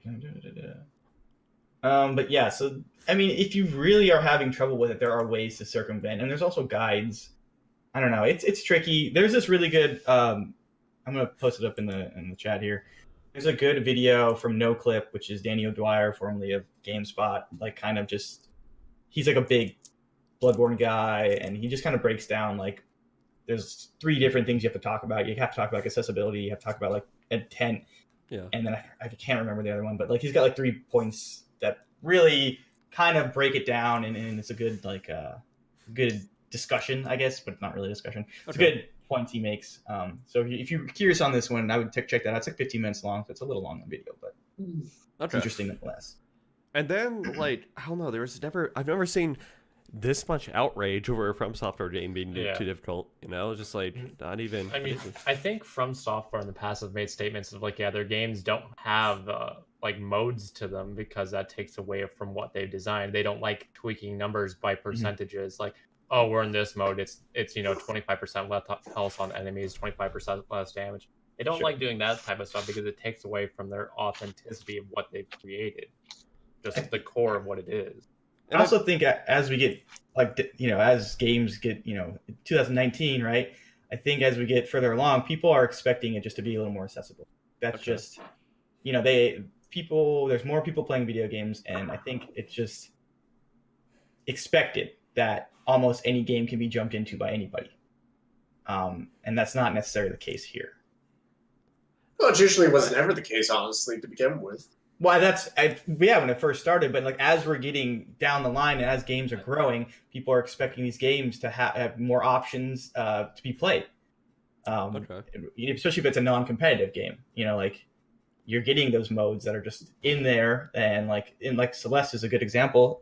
Like when you turn the assist mode on, like it tells you like, hey, this is not the intent. We're not going to punish you, but it's letting you know this isn't how we intended the game to be played, but it's there because we want people to play the game. Okay. I don't know. Yeah. I'm not that I'm having tons of fun with this game. Right. I don't think there needs to be an easy mode, but or especially with like number tweaking, because that's just kind of the easy kind of not so fun way out. Yeah. Yeah. But I don't know. It's definitely a good discussion, and like maybe they should look into something. I don't know what it would be. I'm not a game developer. I don't know, but that mod is interesting nonetheless. Yeah, and there's like just to be a straight up like an easy mode mod or something like that, where it's just like it's literally number tweets. Like there is. I know that's in the works at least. I don't know if it's out yet, but yeah. I don't know. I don't think any of us would be the target audience for an easy mode of a From Software game, though. Like, I don't even particularly like Dark Souls at all. Okay. But it's just I'm just taking it as like a game, and like this is how you play it, and that's how it's done. Like this is, and I'm enjoying the difficulty of it for the most part. Obviously, I get pissed. I get a little heated in some moments, but like whatever. Like I'm at my house by myself playing a video game. Right. Yeah. And it's just like, I don't know. Sekiro felt a lot more fair than Dark Souls or even Bloodborne, because there's a lot less like BS ways the game will try to kill you. Like, at least it's like outside of a fly man screaming at you. That one is hilarious. That one got me, actually. I know that one's pretty memey. I'm not gonna lie. That But one's like, good. yeah, but it's just like as throughout like Dark Souls and everything, there's a lot of just like, oh, these are just straight up insta kills for the sake of like being difficult or something, right? It's like Sekiro almost always gives you a chance to escape or something, and so it's like, and they literally give you a second chance. Yeah, or more maybe. Yeah, or more. Yeah, you can level that up. I'm up to like 3. Because like fall damage is like not like very hard to come by, and if you fall off a cliff, it just like puts you back up there with like half health, and it's definitely it's not like they're totally not changing from Dark Souls, but right. A touch more forgiving. I just think it's in certain aspects. I just think the combat, which is the main focus of the game, is just much more demanding. Yeah. And that's where people are getting hung up on, is the demanding combat. I don't know. I think it's like the demanding combat. And I mean, don't misconstrue this. I'm not calling anyone dumb or anything, but just like the combat in Sekiro requires a lot more brain power than the combat in Dark Souls. You got to be constantly adapting. Like, yeah, because it's like Dark Souls is all about like rolling to time the iframes to match with when the attack hits, right? But then it's just like in Sekiro, it's like the combat is all about you have to actually know what to do when the enemy does whatever, right? And it's like it's a big learning process. Like each boss is kind of, and it's like you kind of get some universal tells of what type of each attack will be and everything, but still it's just like bosses require a learning process, and it's not until you get like really late to the game that you can start confidently taking on like bosses and maybe not dying the first time or so, especially on the mini bosses. But yeah, totally. So it's just like it is possible, but it's just like it's like you really have to learn the boss and everything. It's like you really have to learn, and you have to like be able to like try new things, because not like, especially with like the little shinobi tools they give you, like if you're not using those, then you're like playing the game wrong. Kind of like, or at least trying something like maybe this will work here, maybe this won't work, who knows. They can definitely make your life easier. Yeah, That's the thing. And Yeah. you know, it's you don't get a lot of uses sometimes out of those things. No. But they're definitely like a thing that people are going to play with and figure out like, oh wow, I can't believe I was having trouble. This makes it so much easier. Right. Yeah. It's just like I found the firecrackers to be like universally useful. It's That's like, my favorite one. Yeah. Is Firecracker. It's like when I died to like in the mid game when they throw a lot of like flying enemies at you and everything. I tried using the shuriken for a little bit, the shuriken launcher, but it's just like the animation to like toss Slow. it is so slow that it's like by the time you react and they're up in the air, they're already like down in the air and it's not gonna do anything for you. So yeah, it's just like the firecrackers have been the greatest utility. Yeah, Firecrackers are awesome, and I like the Phantom Kunai. Those are pretty cool too. Yes, those are neat. Okay. And then it's like, you know, you get stuff like the flamethrower that has its specific uses too. Yeah, right. There's like that one specific boss. It even tells you like in the loading screen. It's like, hey, their eyes are glowing red. Use fire. Yeah. It's like right in front of you in plain English. Right. You just gotta like hope it shows up basically. Right. So I guess it's like my main message to people that are like struggling with Sekiro is like maybe rethink what you're doing, but you can get through it. I guarantee you can get through it. Right? It's I like, can get through it. It's like I believe in you, okay? I believe in everybody playing Sekiro that you can get through it, okay? Yeah, I mean, and it's made to be It's made to be frustrating a little bit, right? Right. It's like, made to be rewarding and thus difficult. like a puzzle game. I mean, not that it's a puzzle game, but like some puzzle games are made to be frustrating and made to like tax your brain a little bit. right. And I mean, like reactions. Sekiro is like one big rhythm game, right? I mean, yeah, a little. That's pretty much what the Dark Souls or Soulsborne series is like. It's just one giant rhythm game. Yeah. Mhm. All right. And- So, I Matt? think personally, people need to learn that some games are just not made for them. I understand. I personally don't like the term accessibility, but I understand what they mean. Like, hey, I want to be able to play this, but sometimes you just got to understand this medium it may not be for you. Right, but as we advance technology, we're getting there. You look at the Xbox adaptive controller and stuff like that, and that's trying to get there. And Yeah, I hope understand eventually we that, do get but there, it's like we can't please everybody though. of course not. Not everything pleases Yeah. everybody. But it's like so people need to understand. Yeah, this just may not be made to please you. So, I understand. Like accessibility and playability is two different things in my mind as well. Like being able to access the game, being able to get it and play it. It's one thing that I support. The controller that Xbox made. Mhm. As whereas playability, that's a completely different story. Okay. Yeah. All right. And then last little bit here. Prince Harry wants to ban Fortnite? What? This is something really silly I saw. Yeah, apparently Prince Harry was just Like British Prince Royal Family. Yes. Okay. Royal family. The upcoming king. He's I talking support about this movement. how addictive it is, and he's just like, no, I think it should be banned. This is I a support time this where- movement. I forgot. Like I said, when I lost all my articles when Okay. Doesn't like took a dump, but him just being like, this is a time when children are very influenced by media, and we need to ban Fortnite for you just So mentioned- Prince Harry is being a responsible parent. Sounds like a foreign thing nowadays, doesn't it? I mean, Right. It's a little extreme, maybe. Well, no, it is extreme, don't get me wrong, but technically speaking, when I was growing up, my mom would make sure that I don't get to play video games during school nights. But outside of that, though, it's like, she was real, not to say she was strict about the games that I played, because I got to play Grand Theft Auto about the same time as everyone else, but besides that, though, that, I can understand if it's like, he's looking at this from the perspective of, like, how many kids are playing so many games like Fortnite rather than studying for schools or what have you. I mean, or it's like something like that. It's like any That's other fad. Yeah, but mind you that, I just don't like Fortnite, period, so whatever in that regards. But I would say, though, that I understand where he's coming from.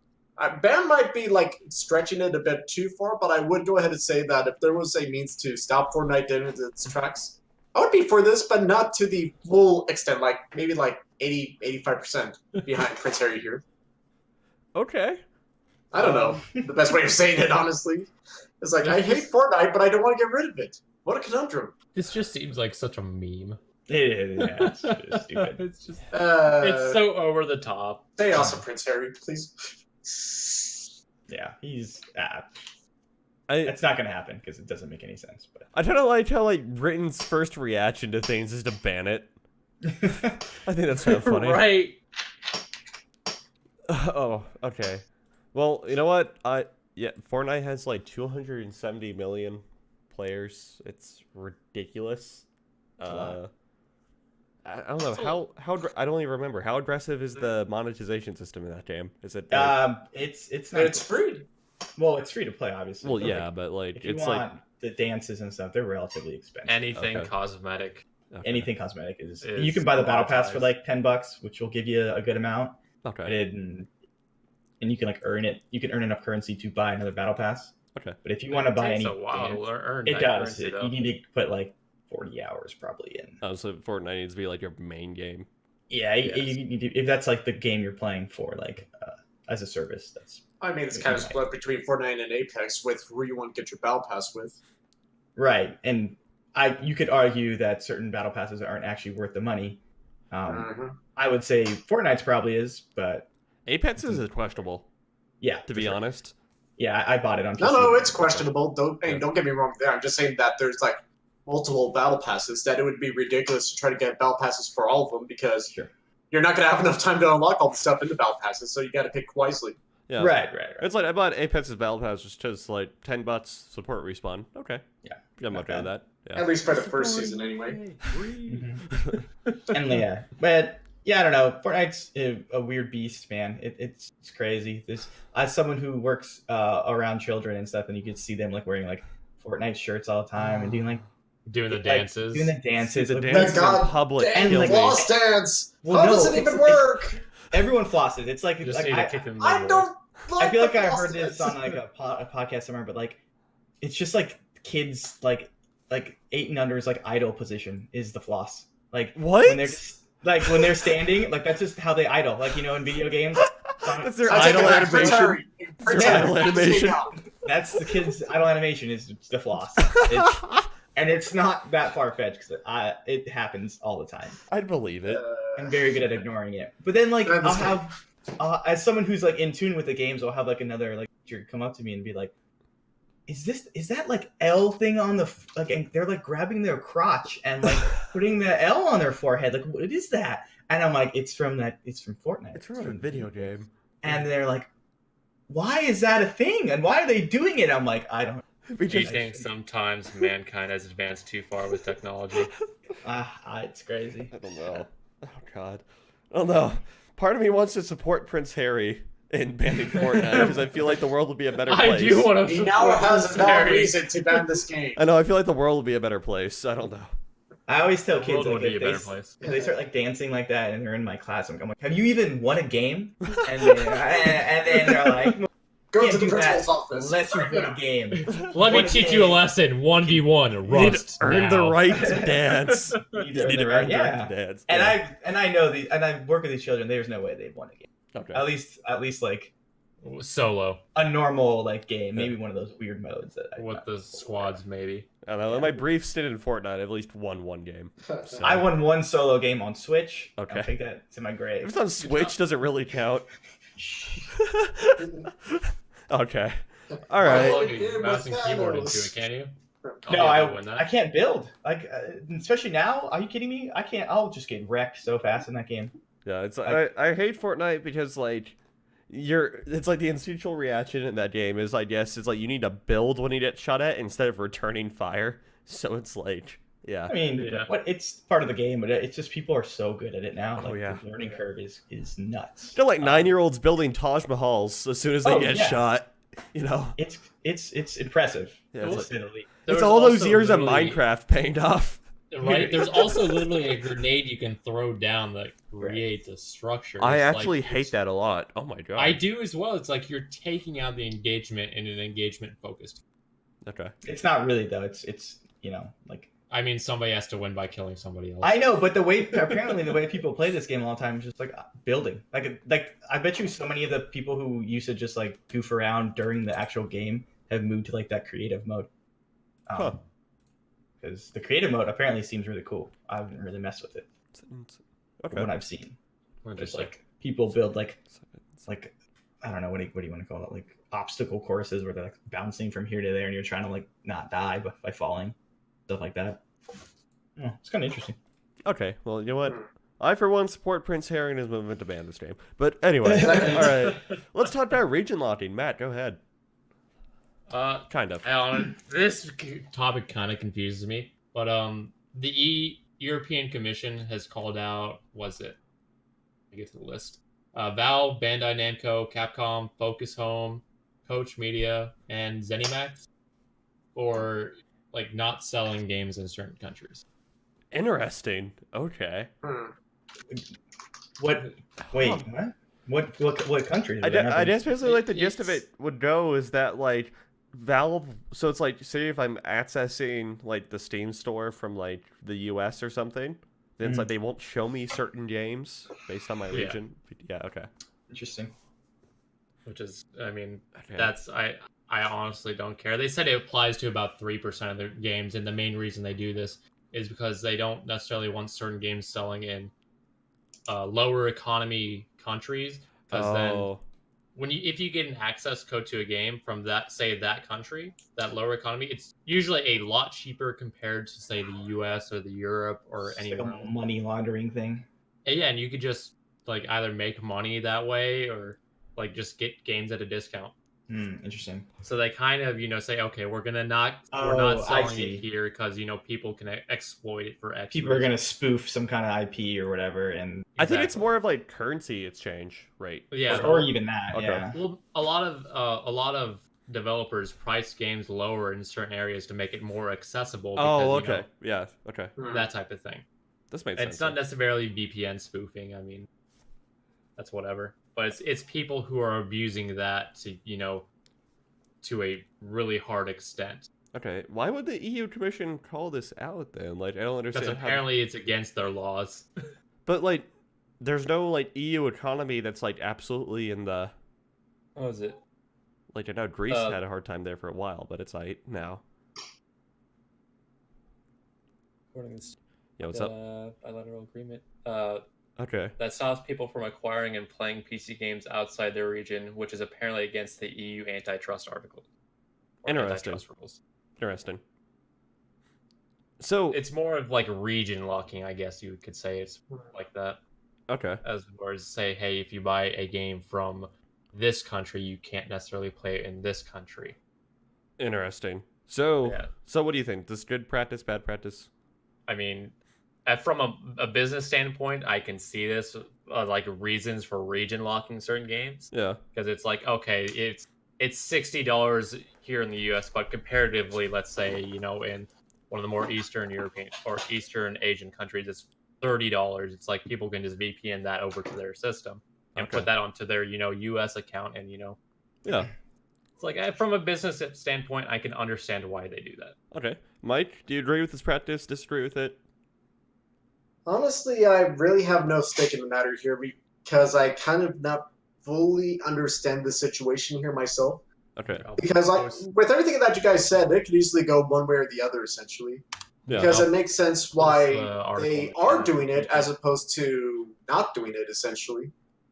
But it's kind of in that gray area to where I know that if I was to say something about it, I know I'm going to be missing some details. So kind of going to be, and respectfully say no comment because of me not fully understanding what the heck is all of this put together, essentially. Okay.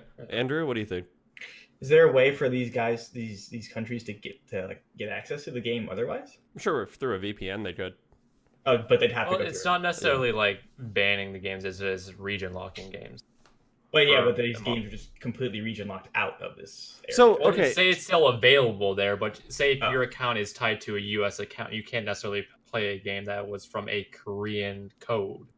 Right. Oh, so Yeah. is this like So if you like go a- into like G2A or something, and it's like you can get like Steam country codes or something for that game or whatever? Yeah. Okay. Yeah. That's this whole thing. Okay. I mean, there's similar things here. Like, I know that like I have gotten codes for games that do not work in Australia, for example. Our but work- Assassin's Creed 3 remastered review code was region Yes. locked.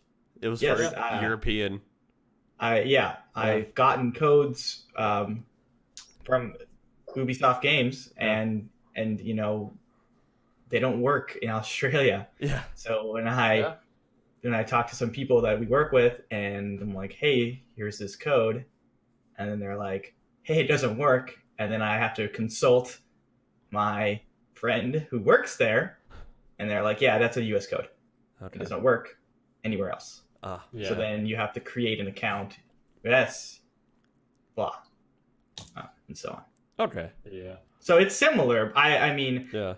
I could only assume it's the same if you're buying the game as well. But I did not know. Or like you buy a code from Amazon and you're on the US It's Amazon. the same kind of practice. Yeah. Okay. No, honestly, So, it's honestly, pretty- I'm fine with it then. Like, It's- I'm Yeah, kind of fine it's with pretty. it. No, it's pretty well I mean, we're well not used. necessarily unfamiliar with it. I mean, this has been a huge thing Yeah. with consoles. Mm-hmm. Yeah. So. I was gonna say that for games that came out in like Japan exclusively, that they don't export out to the US or the EU. That, you know, for people who may want to play those games, I can understand it in that standpoint. But like I said, I know that this goes much further than that, which is why I'm remaining fairly silent on this story. I want to play beach Yeah. volleyball. Damn it. We all do. People do this forever, right? Like buying, like making Japan US PSN counts and like. Oh, buying yeah. stuff there. Happens plenty of time. Yeah. Yeah. Yeah, but apparently with the EU, it's a different set of rules. Apparently, Yeah. I don't know. It's like, Yeah, in my just opinion. want it. They Oh. want to end it. I think on it. Okay. I don't know. It's like the EU has some pretty strict antitrust laws. Like they're pretty heavily regulated with that sort of thing. So Yeah. I'm actually almost surprised it took them this long to catch on to it. Mhm. To be honest. So Maybe that's why, because Valve was so, or Steam, I guess. Valve, Steam. It's Yeah. such a, you have access to everything pretty much, right, all the time. yeah. well, I guess that with the recent change in PC gaming trends, I guess some things are starting to be uncovered now at long last. Maybe, who knows? Yeah. Okay. Hmm. All right. So speaking of other countries, let's talk about China and Epic Games. So, slightly related story. Borderlands 3, which we talked about being announced, whatnot, last week.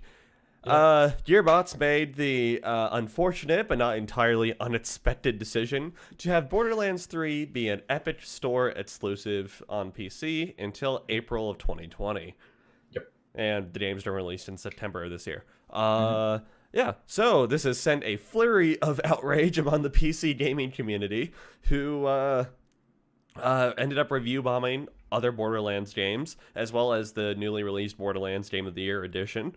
But due to Steam having some baller like anti review bomb measures and everything, because you know this is not the first time that's happened on the platform. Believe to say me, the least. yeah, believe me, those reviews have mostly been removed. So yeah, I was looking at the Borderlands Game of the Year like review page on Steam before we went live, and the reviews are mostly are considered mostly positive in order to better accurately reflect what you're getting in game. So yeah.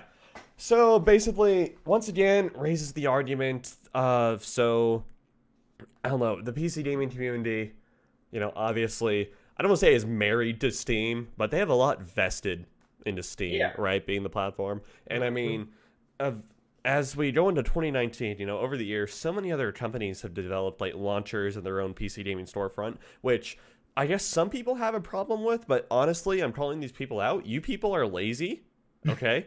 And it's like literally, it doesn't make a difference whether or not it's on, it's on Origin or Uplay or Steam or anything, right? Because you know competition is good in the PC gaming market at least, and yeah, it's like the more successful like Uplay or Origin is, the more successful that Steam has to be and everything, because they need to keep up. You know, they need to keep people using their platform, etc., etc. We only end up with better platforms and products in the end. Okay. So it's like, you people are lazy. You guys need to stop complaining, okay, about having to launch so many different launchers. Literally just launch from the game's executable, okay? Type in the name of the game, hit Windows T, type in the first few letters, name of the game, hit enter, and you're good, okay? It'll auto-launch whatever you want to do. And you don't even need to have your PC start everything at startup. Just turn it on so you only have, like, Steam launch at startup or something, you know? But anyway, I digress the point. So Epic always has this weird, like, place in PC gamers' minds, because not only are they being like alleged lobbying for exclusivity, like aggressively lobbying for exclusivity onto their store. But also, there's this case going around that the Epic launcher is Chinese spyware. So, a little bit of thing, I'm going to ignore the whole lobbying thing, because I don't want to say I almost guarantee that happens, but I wouldn't be surprised if that happens, and it's not exactly uncommon practice necessarily. So, Allegedly. yeah, allegedly. Allegedly is the word here.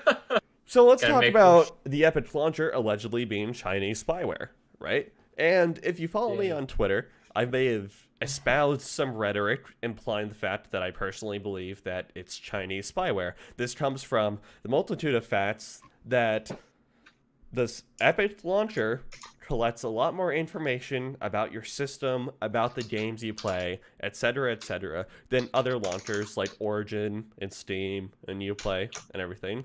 And also, Epic Games, obviously the makers of the Epic launcher, received a $100 million investment in 2013 or 2012 from Tencent Entertainment, which is the massive Chinese government-owned media conglomerate. So if you've watched pretty much like anything that's come from China, there's a chance Tencent probably owns that.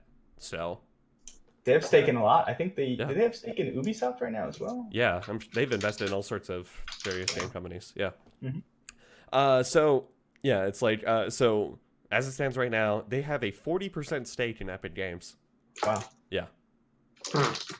So, and then over the past couple days, there have been some things coming out that's just like, it's like Epic Launcher isn't Chinese spyware and everything. Part of the reason why I collect so much information is like, it's like how software development works and everything. And it's like, we're not, and Epic, even Tim Sweeney, the CEO of Epic, just running this on Twitter and everything, said it's like, we don't sell customers information to China, et cetera, et cetera. It's like all the decisions are made in the U.S. Tencent doesn't have an influence over us, everything, et cetera, et cetera. All the positive PR spin you could possibly put on this sort of thing. And so, yeah, finally, it's just like, a lot of people are starting to say that it's like, no, the Epic Launcher isn't Chinese spyware. This is xenophobic, et cetera, et cetera. Many other like popular gaming companies have close relationships to Tencent Media. There's this flurry of things and everything. And so, yeah, it's just like, is it actually Chinese spyware? I don't know. I mean, we won't know until something happens, something comes out, right? Like, yeah, they don't sell it because it's already sold. Oof. All right. I don't know. I guess like I'm pretty vocal about my opinion that I think it's Chinese spyware. okay. You can remove the Chinese part and still be like it's like. I was gonna say. I was about to say it's like you don't need to qualify with Chinese, right? It's just straight up spyware. A It's lot like of things are just spyware, right? Yeah, it's like the country it comes from is irrelevant. It's like how Facebook is technically spyware. Okay, Right. so it's like Even as just like a base product, it sucks in my opinion. If you have to go to another platform to discuss the initial platform, we have a problem. yeah, you have to go to a completely external site to Like, discuss the Epic Games. Yeah, like they have to go to Discord or Steam or like it's ridiculous. Yeah. Wait, what do you mean? So it's like they you don't know how, have they don't have a messaging board or Oh, right. yeah, right. like Steam so does you or can't- anything, right? Yeah. yeah. Well, that was what was mentioned earlier before we started about review bombing Borderlands, where it's like the only way people are going to be able to apparently complain about it is to go to the Borderlands 1 or 2 game on Steam and just review bomb it to express their disinterest of Steam or the Epic Store getting Borderlands 3 exclusively. Yeah. Then it's like, I mean that's just That literally really- one method to be fair, but that's like one well, of the most one method, but that's like the one that a lot of people have been going for more times than not right It's now. a lot easier mean- than, a lot of the other options to be fair. Yeah. There's this there's this really popular Reddit post that I'm sure you can dig up. It's from around like 25 days or so ago now that talks about like all the different sketchy things, as he put it, that the Epic Launcher does and everything. And then there's this really popular rebuttal to it that only actually addresses 2 of the points, which are fair, but it leaves off the entirety of other points. So it's like, okay, one of the big points was it accesses security certificates on your PC. Okay, everything that requires web browser integration does that. So, okay, that's a non-issue. It's like Steam does the same thing, right? That's a non-issue. Another thing is that it goes through Steam DLLs, which Tim Sweeney actually specifically responded to, saying that's because you can have Steam friends list integration onto Epic, and that's what causes that. Okay, but what doesn't get addressed is the fact that Epic looks through your Steam directories to see what games you have installed, Interesting. et cetera, et cetera. So yeah, that didn't get addressed. It's just stuff like that. So it's like there's some, and also it collects telemetry like no other. So it's like telemetry is basically your basic computer information. And so it's things like your name and everything, stuff like that. That's all pretty normal. Windows 10 does about the same thing. But it's just like, as opposed to Steam, where or rather, Epic takes it a step further by actually collecting hardware ID information. And that's something that Steam doesn't do. Like, in order for Steam to collect that, you specifically have to opt into that. Yeah. And and hence you have the Steam hardware survey. But Epic does it by default. So it's just like, yeah. Interesting. So yeah, I don't know. I think the Epic launcher is kind of on the creepier side out of 10. So that's what I'm rating it. It's like it's certainly out of 10. It certainly collects more data on you than the necessary. other game launchers, and I mean that's just a fact, right? It's just like that's a fact. But whether or not you want to qualify that as spyware is up to you. So yeah. So I guess I have the Epic yeah. launcher installed. I mean, it's already too late for me. All right, fair enough. All right. I uninstalled it the other day. I'm like, yeah, I'm not dealing with it because I opt out of it auto launching all the time, and it still auto launches. I'm like, no, stop it! I don't need this, so I uninstalled it. Oh, maybe I did uninstall it. Actually, hold on. Okay. Let me look. Like I said at the start of the podcast, I just barely built the PC, and the only thing I've installed so far has just been Steam, just because I just had like 1 or 2 games that I bought like 10 years ago on there that I just want to play again. Outside of that, though, I really haven't done much outside of that, though. So, no Epic yet. And I don't see me actually using it. I totally uninstalled it without even realizing it. Nice. I think it was one of those things where I was like, I don't play Fortnite anymore. I'm just going to free up the space on my computer. So I uninstalled Fortnite, and then I think Epic went with it. Okay. Or did both at the That's same typical. time.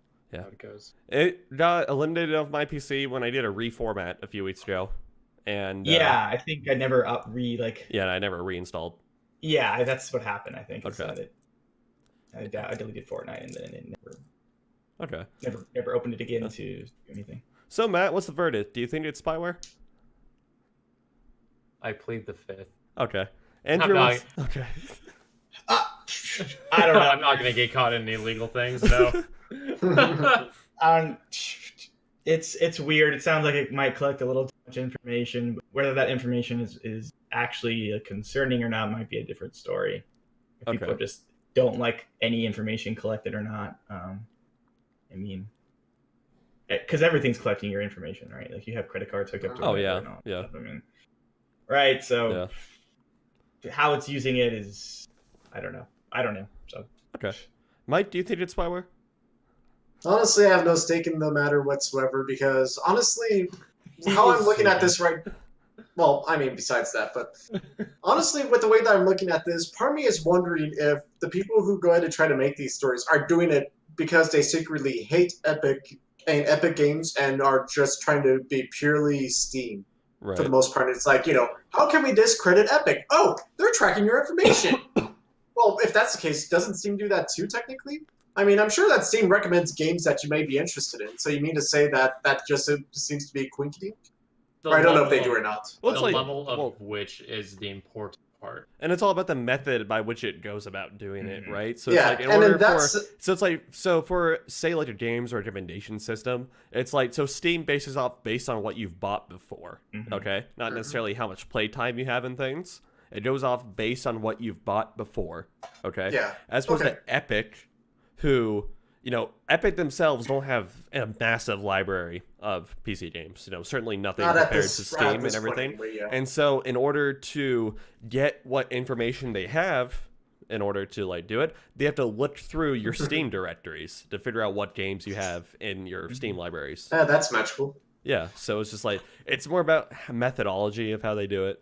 and everything. Yeah. So. Honestly, for me, like I said, I have no stake in the matter because I have just barely joined the PC Master Race myself. Yeah. So as far as I see, I'm just a console peasant that's just laughing in Xbox and PS4Es or something. I don't know how you put it, but Okay.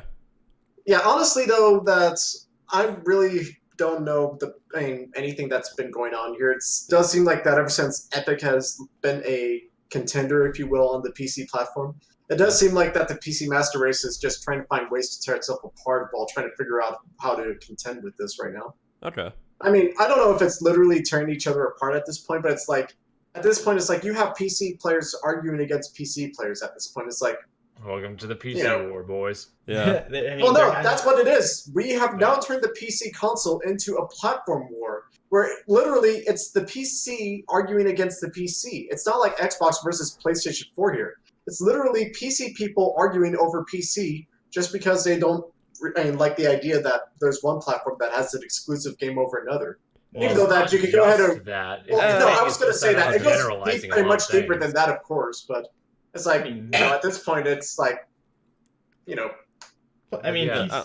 the platform as PC itself hasn't had to deal with like, anything like this before. well, not separate, like, exclusivity necessary. It's always been a place you could go, and no matter where you are, usually you could buy the game you're looking for on Mhm. On some Steam, platform, right. whether it's Yeah. Steam or itch.io or one of these other ones, right? Like, you can find it and it's widely available. You don't have to have a certain like executable or whatever. You don't have to have a certain store to subscribe to.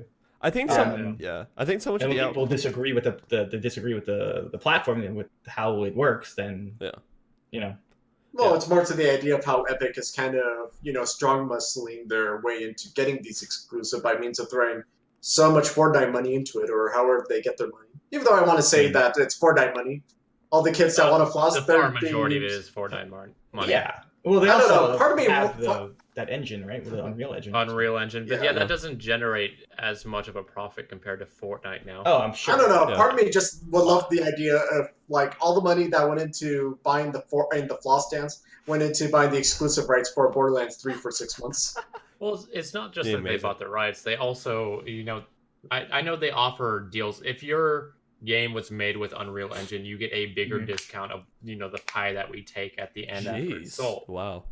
Yeah, that you get like a better cut on the. It's like very Well, no, strong in lobbying. regards of the developer platform, it makes sense why people would go with Epic over Steam, and that much makes sense. It's that when we look at it from the consumer side, that's where the divide definitely starts to show itself. Yeah. Otherwise, if you're a publisher trying to find a fair deal, then Epic technically has your back I think the for reason a variety of reasons. Yeah, so it's like I think the reason why this is causing such a divide in the PC community is it's a combination of not only the sketchy things that the Epic launcher is accused of doing and that many people buy into. Like, I'll self-admit it, I buy into it, and it's like if it gets proven wrong, then it's like I will retract statements saying, okay, I was wrong about this, sorry. I based this opinion off the information I had at the time, and I drew my own conclusion about it as well. But oh, and then also just like, for whatever reason, it's been really... They've been really bitchy lately about all the launchers and everything you have to install for games now. Sure. And it's like, I just don't understand that one. So it's like, I think just like the nature of the launcher itself that people dislike and everything. And I also think it's like, I don't know, some of the... it's like, I think part of it is the... What's up? The lack of a shopping cart. Yeah, and it's like part of it is like the lobbying also that Epic does to have these exclusives. Which is like, all right, EA wants to put their own games on their own platform. That's fine, I guess, right? Same with Ubisoft. Yeah, it's like Ubisoft own Everyone games on does their own it. platform. Yeah, so it's like, but then it's like you get these games that's like, oh, these aren't Epic games. These are other games that are on this platform too. So it's like, I mean, yeah, it's not even like a full exclusivity, so it's not like it's a big deal. I feel like. yeah, Well, But that and I also- imagine it's gonna be hard to maintain the hype for Borderlands 3 over the course from September to April. Sure. And once it maybe, releases on Steam, who's gonna be interested in it at that point? Oh, maybe a lot of people. We don't know. Maybe it's a smart decision. Maybe being exclusive for that first 6 months. Something like that. Maybe they'll get a big sales chunk at the beginning, and then 6 months later they'll get another big sales chunk down the line. It could be incredibly smart marketing, and we just don't know it. Yeah. Well, really fast, just to go ahead to sidetrack just for a quick sec, because if I recall correctly, didn't Randy Pitchford mention something of how the choice of going exclusive on the Epic Store for 6 months, that was not Gearbox decisions, but 2K's? I don't know. I'm actually almost surprised 2K doesn't have their own PC launcher in store at this point. Well, they're just as greedy as EA. That would actually make sense that they would have something like that for themselves. Or at least, they have GTA, so it would make sense that maybe they want to do something nice with GTA, Red Dead, But their they blasted 2K NBA games. don't have. Yeah, they're mostly like console focused. Like I feel like publishing. Yeah, no, and in that sense, I understand I that, think that's not many common people with play GTA on their PC. Yeah, besides that, GTA 5, it's I pretty. also wonder how big of a profit difference it's going to be from the release on the Epic Store versus the release on Steam. Yeah, and technically speaking, Borderlands 3 will be the first time that we'll definitely know for sure, because Metro, you could argue that one way or another, perhaps, but Borderlands should be a pretty good test to see just how much. Metro was a mess as a whole with a lot of other things as well. Yeah, Well, no, that too, but I'm just saying that Borderlands 3 will be the first proper test to know for sure how this is going to play out. Yeah. Because otherwise, everything else is like, well, yeah, that may have been the case, but blah, blah, blah, blah, blah, blah, blah. So, we'll see how it plays out with Borderlands 3, but until then, like I said, I have my Xbox One X. That's where I'm going to be getting Borderlands 3, so as far as I see, I'm going to be avoiding that mess when it comes to September. There's I honestly don't see the profit difference from, that 6 months being justifiable for that a period of time. Yeah, it's up to like the business decision to make, right? And it's like you have to weigh from a business standpoint whether or not the 18% extra stake, or it's like the 18% extra money that you make on a per copy basis on the Epic launcher or on the Epic Store is worth the possible lack of volume of sales they might get. It's like whether or not that would make up for it or not. Sure. And they could also, when it launches on Steam, they could launch it with an update with some DLC. Yeah. To further people okay, well, I didn't buy this game because I wasn't going to buy the Epic Store, but now that it's got DLC coming out for it, maybe now I'll jump in. Yeah.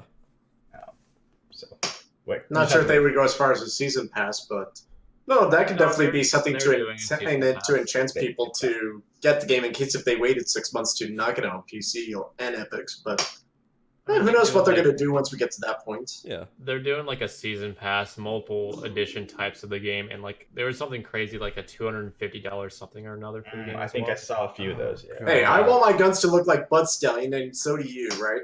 Yes. Yeah, it's like a gold thing or something like that. It's weird. Okay. Yeah. I mean, I'm not going to get it. I always get my games. Unless if it's something I'm really invested in, I usually skip the season pass right at the start, because I doubt that if a game can't hold me for the base game, it's not going to hold me for the season pass. Any looter shooter game. Yeah. I don't know. And even if Borderlands was the originator in some regards, even then I'm still have my doubts. Well, that's, yeah. Yeah, it's just I don't know. It's just I'm probably still going to be playing the Division 2 by the time Borderlands 3 comes out, so. Oh, you enjoy it that much? Everyone wants to I start like Division miniguns, 2 okay? a lot, actually. I don't. Good. Yeah, I like Division 2 a lot. Nice. Yeah. So. All right. So, is the Epic launcher actually spyware? I don't know. You decide. Oh yeah, that's where we begin. Do the research. You never know. Yeah, do the research. You decide. I'm gonna call it. I'm gonna predict within a year's time or so, there's going to be a massive scandal that the Epic launcher was discovered to be secretly mining cryptocurrency on people's PCs. Hell yeah, I'm down for that. Well, since I don't choose whatever you just said, I think I'll be safe. Yeah, so do a hot take. Or I mean, that's going to be my hot take on this whole thing. All right, so yeah. So I'll make note of that. Yeah. My hot take is going to be the overall profits from Borderlands 3 is going to hurt as a whole just for being on the Epic launcher for 6 months.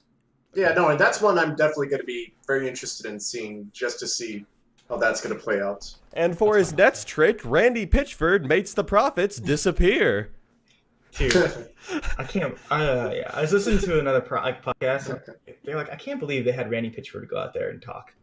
And we're going to Colonial Marines this game. Just think of what's going on with his whole situation. It's I can't believe he was on stage.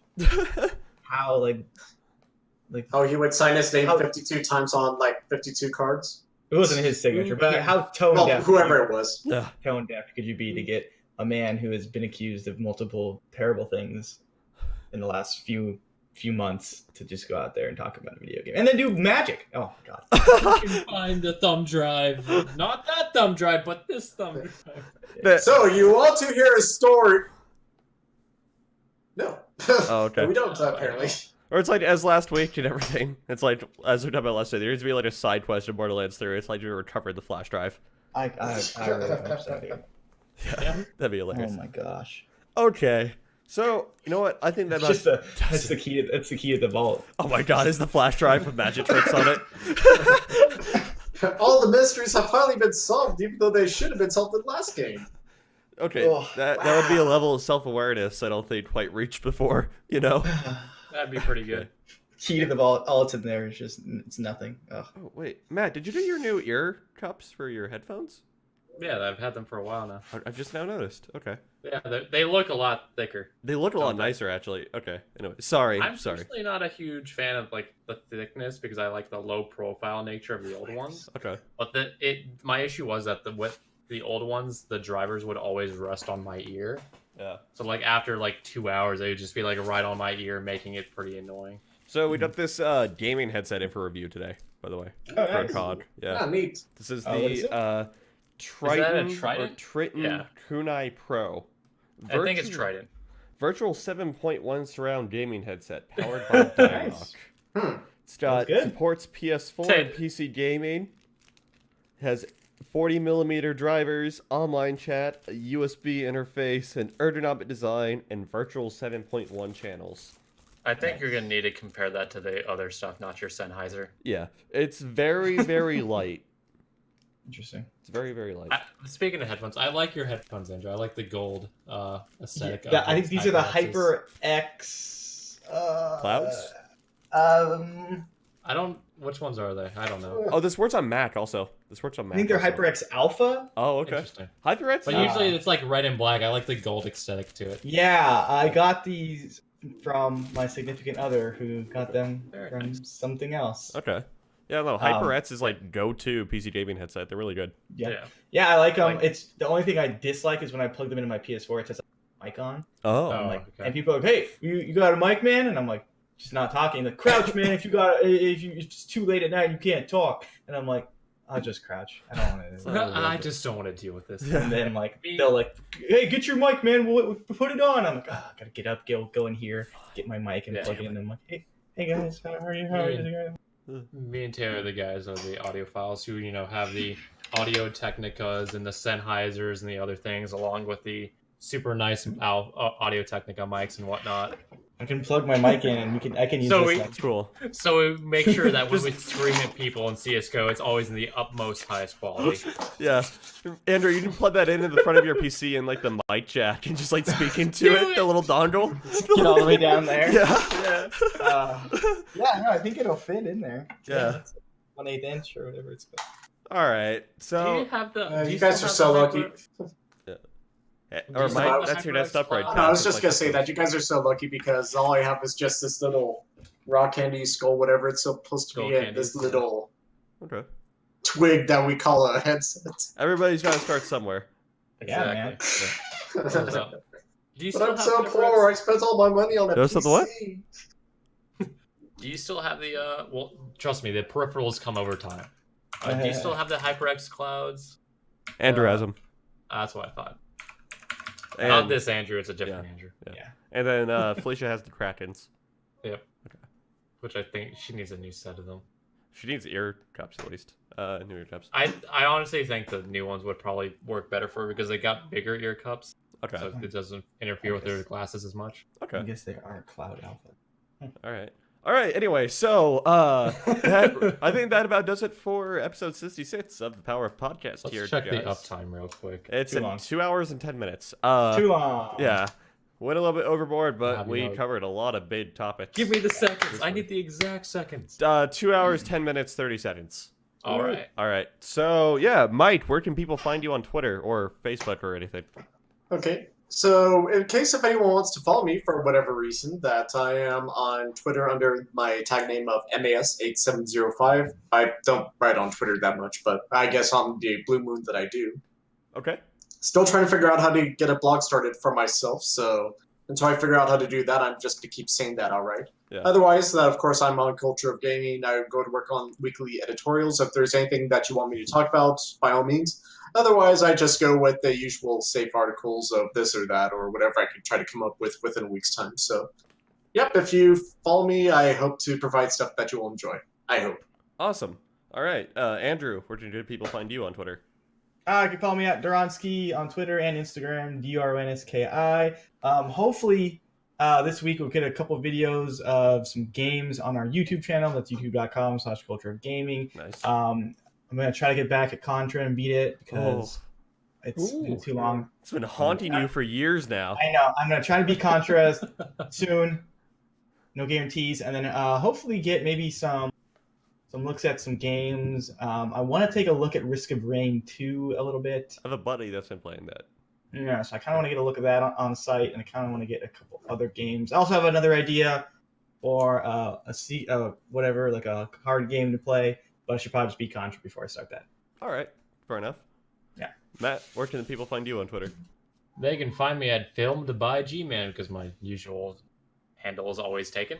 Awesome. And they can also find me occasionally on the Culture of Gaming site whenever I write there, along with on our Discord, our public Discord. Okay. And various other places. All right. You can find me on Twitter at INFERIUSELLECON, where most of my tweets have been ranting about tech, but lately. But yeah, or the Epic launcher, and yeah. So that sums up my past week in tweeting so far. All right, so yeah, that's gonna wrap it up. We will see you guys next week, same time, same. Oh wait, I want to shout. I'm sorry, I want to shout this out. So one of our longtime editors at Culture of Gaming is leaving. Oh yes. Yeah, Omar. Oh, yeah. Yeah, Omar Banat. He's been on Power Up a few times, and he was the host of the Nintendo themed podcast that we had going for a little bit, New Podcast Plus. He is leaving the site to pursue a paid editing position at another website. So yeah, we would like here at Power Up, we would like to wish Omar the best of luck in his future endeavors, and it's been an absolute pleasure working with him the past year and a half that I've been here. Round of applause. So yeah, Omar, thank you for your service, thank you for your work, and It's been a pleasure. Thank you for putting up for all of the random 2,000 plus articles that I've thrown up on the site. I know that they're not easy to edit, but I thank you for doing each and every one of them. So thank you very much. Yeah. So Omar, They'll be lucky to have you, man. yeah, Omar, we'll miss you, and Good we luck. hope you do really good work in the future. Lucky Sure you all will. do, man. Yeah. So, yeah, then now that concludes episode 66 Hey. of the Power Up Podcast. So, once again, thank you guys for watching. We'll be back here, same time, same place. Bye.